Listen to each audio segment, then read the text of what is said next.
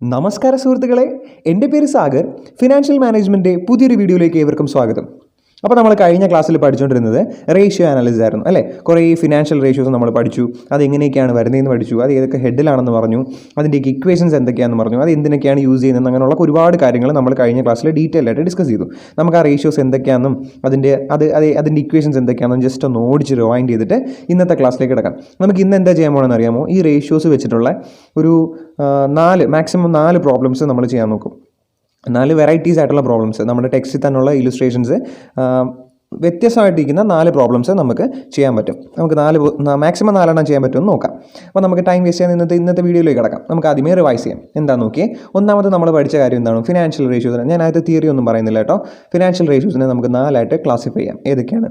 Profitability ratio, activity or turn over ratio, solvency ratio. ഇങ്ങനെ 3 നമുക്ക് classify ചെയ്യാം. ഇനി പ്രോഫിറ്റബിലിറ്റി റേഷ്യോനെ നമ്മൾ പിന്നും 2 എന്ത് ചെയ്യാം? 2 രീതിയിൽ നമുക്ക് ഡിവൈഡ് ചെയ്യാം. ഒന്ന് ഇൻ റിലേഷൻ ടു സെയിൽസ് എന്നും, പിന്നെ മറ്റൊന്ന് ഇൻ റിലേഷൻ ടു പ്രോഫിറ്റും. അതവിടെ നിൽക്കട്ടെ. നമുക്ക് ഇൻ റിലേഷൻ ടു സെയിൽസ് ആദ്യം പഠിക്കാം. ഇൻ റിലേഷൻ ടു സെയിൽസ് എന്ന് പറയുമ്പോൾ എപ്പോഴും താഴെ ഡിനോമിനേറ്റർ എന്തായിരിക്കും വരുന്നത്? നെറ്റ് സെയിൽസ് ആയിരിക്കും വരുന്നത്. ഒന്നാമത്തെ ഗ്രോസ് പ്രോഫിറ്റ് റേഷ്യോ. എന്താണ് ഗ്രോസ് പ്രോഫിറ്റ് റേഷ്യോ എന്ന് പറഞ്ഞാൽ? Gross profit divide by net sales into 100. Net profit ratio, net profit divide by sales into 100. Operating ratio, turn over ratio അല്ല, ഓപ്പറേറ്റിംഗ് റേഷ്യോ. ഓപ്പറേറ്റിംഗ് റേഷ്യോ എന്ന് പറഞ്ഞാൽ operating cost divide by net sales into 100. Operating cost divide by net sales into 100.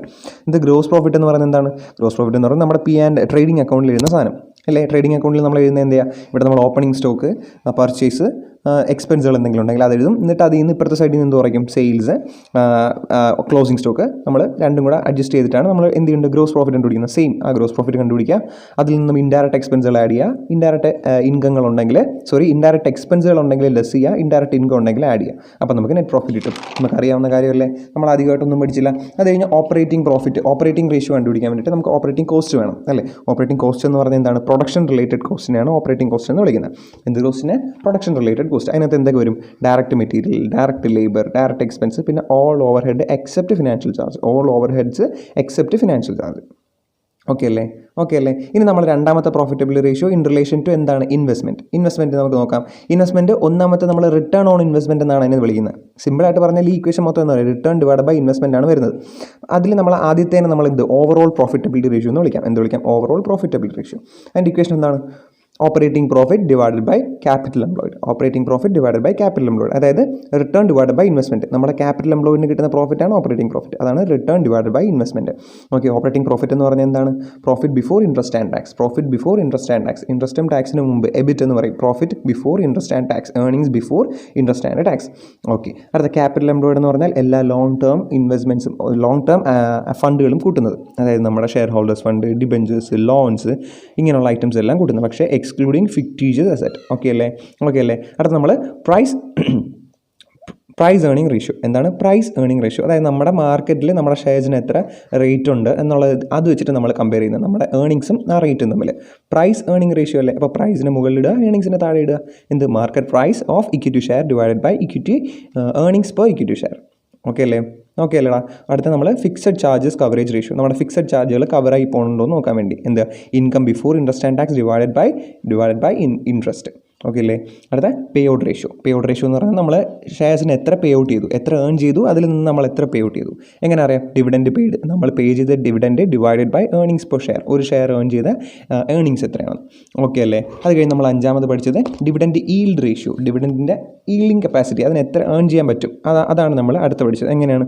Dividend per share divided by market price per share. അടുത്ത return on share holders fund അല്ലെങ്കിൽ net worth എന്ന് നമുക്ക് പറയാം. എങ്ങനെ കണ്ടുപിടിക്കാൻ പറ്റും? Net profit after interest and tax divided by net worth. ഇതെങ്ങനെ വന്നതെന്നൊക്കെ ഞാൻ കഴിഞ്ഞ ക്ലാസ്സിൽ പറഞ്ഞല്ലേ. അപ്പോൾ നമ്മൾ ആദ്യത്തെ സാധനം കഴിഞ്ഞു അല്ലേ. നമ്മൾ ആദ്യം പഠിച്ച പ്രോഫിറ്റബിലിറ്റി റേഷ്യോസിൻ്റെ 2 കാറ്റഗറിയും കഴിഞ്ഞു. അതിന് നമുക്ക് അത് മാത്രമേ ഉണ്ടായിരുന്നുള്ളൂ ബാക്കിയൊക്കെ ഇനി എളുപ്പമാണ്. നമുക്ക് നോക്കാം. ടേൺ ഓവർ റേഷ്യോ അല്ലെങ്കിൽ അതിന് നമ്മൾ ആക്ടിവിറ്റി റേഷ്യോ എന്ന് വിളിക്കും. ഇനി ഓവറോൾ എന്ന് എവിടെ കേട്ടാലും നമ്മൾ താഴെ എന്തിടണം? ക്യാപിറ്റൽ എംപ്ലോയിഡ് ഇടണം. അതുപോലെ ടേൺ ഓവർ എന്ന് എവിടെ കേട്ടാലും മുകളിൽ നെറ്റ് സെയിൽസ് ഇടണം. അപ്പോൾ നമുക്ക് നോക്കാം. ഈ ടേൺ ഓവർ റേഷ്യോയിൽ വരുന്നതാണ് ഓവറോൾ ടേൺ ഓവർ റേഷ്യോ. ഓവറോളുണ്ട്, ടേൺ ഓവറുണ്ട്. ഓവറോൾ എന്ന് കേട്ട് കഴിഞ്ഞാൽ നമ്മൾ താഴെ ക്യാപിറ്റൽ എംപ്ലോയിഡും, ടേൺ ഓവർ എന്ന് കേട്ട് കഴിഞ്ഞാൽ മുകളിൽ നെറ്റ് സെയിൽസ് ഇടും. അപ്പോൾ net sales divide by capital employed. Fixed assets turn over ratio. അപ്പോൾ ടേൺ ഓവർ നേട്ടാൽ നമ്മൾ എന്ത് ചെയ്യും? നെറ്റ് സെയിൽസ് ഇടും, നെറ്റ് സെയിൽസിന് ഇട്ടു, പിന്നെ ഫിക്സഡ് അസറ്റ് അല്ലേ അതുകൊണ്ട് നെറ്റ് ഫിക്സഡ് അസറ്റ്സ് താഴെ ഇട്ടു. ഇനി ഡെറ്റേഴ്സ് ടേൺ ഓവർ റേഷ്യോ, ഡെറ്റേഴ്സായിട്ട് റിലേറ്റ് ചെയ്യുന്ന സെയിൽസ് ഏതാണ്? Credit sales. അതുകൊണ്ട് നെറ്റ് സെയിൽസിന് പകരം നമ്മൾ ക്രെഡിറ്റ് സെയിൽസ് ഇട്ടു, ഡെറ്റേഴ്സിന് പകരം നമ്മൾ ഇവിടെ എന്ത് ഇട്ടു? Average account receivables. അതിനകത്ത് ഡെറ്റേഴ്സും വരും, പിന്നെ നമ്മുടെ ബിൽസ് റിസീവബിളും വരും. അങ്ങനെയാണെങ്കിൽ നമുക്ക് ഡെറ്റേഴ്സിൻ്റെ കളക്ഷൻ പീരീഡ് കണ്ടുപിടിക്കാം. എങ്ങനെ? Month or days divided by നമ്മൾ ഈ ഡെറ്റേഴ്സ് ടേൺ ഓവർ റേഷ്യോ. അതേ സെയിം തന്നെ ക്രെഡിറ്റേഴ്സ് അല്ലേ, ഒരു മാറ്റമില്ലല്ലോ. അത് കഴിഞ്ഞ് നമ്മൾ പറഞ്ഞത് സ്റ്റോക്ക് ടേൺ ഓവർ റേഷ്യോ. അത് കഴിഞ്ഞ് നമ്മൾ പറഞ്ഞത് എന്താണ്? Stock turn over ratio. നമ്മുടെ കയ്യിൽ എത്ര സ്റ്റോക്ക് ഉണ്ടെന്ന്. സ്റ്റോക്ക് ടേൺ ഓവർ റേഷ്യോ നമുക്ക് എങ്ങനെ കണ്ടുപിടിക്കാം? Cost of goods sold divided by average inventories. Cost of goods sold divided by average inventories. ഇപ്പോൾ നിങ്ങൾ ഈ ഒരു പോയിന്റ് വരുമ്പോൾ ഒരു കാര്യം മനസ്സിലാക്കണം. ഈ സ്റ്റോക്ക് ടേൺ ഓവർ റേഷ്യോ എന്ന് പറഞ്ഞത് ഇവിടെ ഫിക്സഡ് അസറ്റും കാണും, നമ്മുടെ ഫിനിഷ്ഡ് ഗുഡ്സും കാണും, നമ്മുടെ എന്ത് കാണും? നമ്മുടെ റോ മെറ്റീരിയൽസും കാണും. ഫിനിഷ്ഡ് ഗുഡ്സിൻ്റെയും റോ മെറ്റീരിയൽസിൻ്റെയും കൂടെ ചേർത്തിട്ടാണ് നമ്മൾ ഓവറോൾ മൊത്തത്തിലാണ് ഈ സ്റ്റോക്ക് ടേൺ ഓവർ റേഷ്യോ എടുക്കുന്നത്. ഇത് നമുക്ക് വേണമെങ്കിൽ രണ്ടായിട്ട് സ്പ്ലിറ്റ് ചെയ്യാം. നമ്മൾ ഇന്ന് അത് വെച്ചിട്ട് ഒരു കണക്കും കൂടെ ചെയ്യാൻ പറ്റുമോ നോക്കാം. അതായത് ഈ stock turn over ratio fixed asset finished goods turn over ratio എന്നും മറ്റേ നമ്മുടെ raw materials turn over ratio എന്നും പറഞ്ഞിട്ട് സ്പ്ലിറ്റ് ചെയ്യുന്ന രീതിയിൽ ചെയ്യാൻ പറ്റും. അത് നമുക്ക് നോക്കാം. പിന്നെ നമ്മൾ പറഞ്ഞ സോൾവൻസി റേഷ്യോ ആണ്. വളരെ എളുപ്പമല്ലേ? സോൾവൻസി എന്ന് പറഞ്ഞാൽ ലോങ് ടേം സോൾവൻസി ഉണ്ട്, ഷോർട്ട് ടേം സോൾവൻസി ഉണ്ട്. ലോങ് ടേം സോൾവൻസി എന്ന് പറഞ്ഞാൽ എന്താണ്? നമ്മുടെ fixed assets ratio. Fixed asset ratio എന്ന് പറഞ്ഞാൽ ഫിക്സഡ് അസറ്റ് ടേൺ ഓവർ അല്ല, fixed assets ratio. Fixed asset divide by long term fund. അതുപോലെ debt equity ratio, debt divide by equity. Proprietary ratio, share holders fund divide by നമ്മുടെ tangible assets. പിന്നെ short term turn over ratio എന്ന് പറഞ്ഞാൽ സിമ്പിളാണ്, ഏറ്റവും എളുപ്പമായിട്ടുള്ള കാര്യങ്ങളാണ് ഈ short term solvency റേഷ്യോയിൽ വരുന്നത്. ഒന്ന് credit ratio, credit assets divide by credit liability. ഇനി അതിൻ്റെ 3 മോഡിഫിക്കേഷൻസ് ആണ് പഠിക്കാൻ പോകണം. ക്വിക്ക് റേഷ്യോ അല്ലെങ്കിൽ ലിക്വിഡിറ്റി റേഷ്യോ, അതും quick assets divided by quick liability, അല്ലെങ്കിൽ നമ്മൾ കോമൺ ആയിട്ട് യൂസ് ചെയ്യുന്ന കറണ്ട് ലയബിലിറ്റീസ് തന്നെയായിരിക്കും.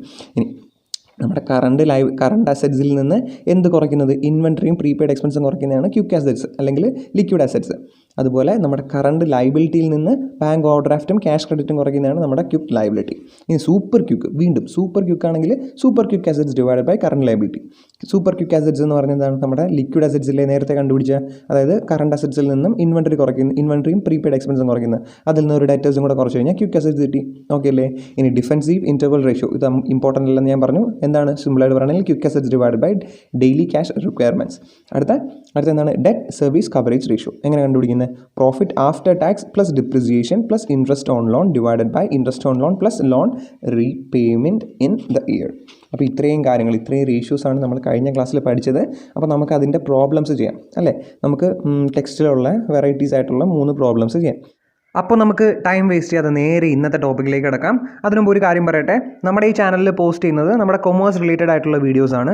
നമ്മളിപ്പോൾ GSTയുടെ വീഡിയോ ചെയ്യുന്നുണ്ട്, കൂടാതെ ഫിനാൻഷ്യൽ മാനേജ്മെൻറ്റ് വീഡിയോ ചെയ്യുന്നുണ്ട്. അത് കഴിയുമ്പോൾ നമുക്ക് വേറെ സബ്ജക്ട്സ് ഏതാണെന്ന് വെച്ചാൽ ചെയ്യാം, കുഴപ്പമൊന്നുമില്ല. അപ്പോൾ നിങ്ങൾക്ക് ഈ വീഡിയോസ് ബെനിഫിഷ്യലാണ്, നിങ്ങൾക്ക് എന്തെങ്കിലും യൂസ്ഫുൾ ആയിട്ട് തോന്നുകയാണെങ്കിൽ ഉറപ്പായിട്ട് നിങ്ങളുടെ ഫ്രണ്ട്സുമായിട്ട് റെക്കമെൻഡ് ചെയ്യുക. ഈ ചാനൽ വളർത്തുക എന്നുള്ളത് നിങ്ങളുടെ കൂടി റെസ്പോൺസിബിലിറ്റി ആയിട്ട് കാണുക. അപ്പോൾ നമ്മുടെ ഈ വീഡിയോസ് ചെയ്യുന്നതിന് ഒരുപാട് പരിമിതികളുണ്ട്. നമുക്ക് ഇപ്പോൾ നമ്മൾ ഈ ചെയ്യാൻ പോകുന്ന ഈ പ്രോബ്ലംസ് ചെയ്യുന്നതിൽ ഒരു വൈറ്റ് ബോർഡോ എന്തെങ്കിലുമൊക്കെ ഉണ്ടെങ്കിൽ നമുക്കതിൽ ഷൂട്ട് ചെയ്ത് പ്രോപ്പറായിട്ട് എഴുതിയൊക്കെ കാണിച്ചു തരാൻ പറ്റുമായിരുന്നു. പക്ഷേ അപ്പോൾ അതിനുള്ള സാഹചര്യം നമുക്കില്ല. ആകെ ഒരു മൊബൈൽ ഫോൺ മാത്രമാണ് നമുക്കുള്ളത്. അപ്പോൾ ആ ഒരു ലിമിറ്റഡ് ആയിട്ടുള്ള റിസോഴ്സ് വെച്ചിട്ടാണ് ഇത്രയും ചെയ്യുന്നത്. അപ്പോൾ നമുക്ക് ഇപ്പോൾ മാക്സിമം 4 പ്രോബ്ലംസ് ചെയ്യാൻ പറ്റുമോ നോക്കാം. എനിക്ക് തോന്നുന്നു 3 കവർ ആവത്തുള്ളൂ. അപ്പോൾ അത് ചെയ്യുമ്പോൾ ഞാൻ ഓൾറെഡി കുറേയൊക്കെ സോൾവ് ചെയ്ത് വെച്ചിട്ടുണ്ട്. പിന്നെ ആവശ്യമായിട്ടുള്ള വർക്കിങ്സ് ഒക്കെ ഉണ്ടെങ്കിൽ ഞാൻ വേറെ സെപ്പറേറ്റ് ആയിട്ട് ചെയ്ത് കാണിക്കാം. അപ്പോൾ നമുക്ക് മാക്സിമം അഡ്ജസ്റ്റ് ചെയ്തിട്ട് മാക്സിമം എഫിഷ്യൻ്റ് ആയിട്ട് പഠിക്കാൻ പറ്റുന്ന രീതിയിൽ നമുക്ക് പ്രോബ്ലംസ് ഒക്കെ ചെയ്യാം. അപ്പോൾ നമുക്ക് ഫസ്റ്റ് പ്രോബ്ലം നോക്കാം. നമ്മുടെ ടെസ്റ്റിൽ തന്നെ ഉള്ള ഫസ്റ്റ് ഇലുസ്ട്രേഷൻ തന്നെ നോക്കാം. എന്താണെന്നറിയാമോ? ഈ ഫസ്റ്റ് ഇലുസ്ട്രേഷൻ നമ്മൾ ഏതൊരു പുതിയ സബ്ജക്റ്റ് പഠിക്കുമ്പോഴും അല്ലെങ്കിൽ ഒരു പുതിയ ടോപ്പിക്ക് പഠിക്കുമ്പോഴും അവിടുത്തെ ഫസ്റ്റ് ഇലുസ്ട്രേഷൻ എന്ന് പറയുന്നത് വളരെ ഇമ്പോർട്ടൻ്റ് ആണ്.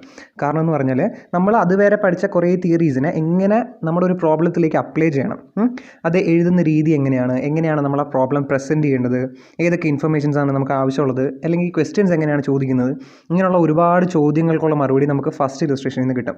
അപ്പോൾ ഫസ്റ്റ് ഇലുസ്ട്രേഷൻ ഏറ്റവും ഇമ്പോർട്ടൻ്റ് ആണ്. അപ്പോൾ നിങ്ങൾ ഒരിക്കലും ലാഗ് ചെയ്യരുത്. ഏത് പഠിച്ചാലും ഫസ്റ്റ് ഇലുസ്ട്രേഷൻ മസ്റ്റായിട്ടും ചെയ്ത് നോക്കുക.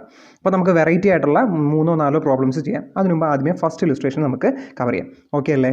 ഞാൻ ഈ നോട്ട്സിനകത്ത് ഇതിൻ്റെ PDF കൊടുക്കുന്നതായിരിക്കും. നിങ്ങൾക്ക് നോട്ട്സ് ഡൗൺലോഡ് ചെയ്തിട്ട് പഠിക്കുക. കാരണം വീഡിയോ ഒക്കെ ചിലപ്പോൾ പലരും ഇരിക്കുന്ന സ്ഥലം വേറെ ആയിരിക്കും. അവിടുത്തെ ലൊക്കേഷനിൽ ഇൻ്റർനെറ്റിൻ്റെ അവൈലബിലിറ്റി കുറവാണെങ്കിൽ വീഡിയോയുടെ ക്ലാരിറ്റി ഭയങ്കര പൂറായിരിക്കും.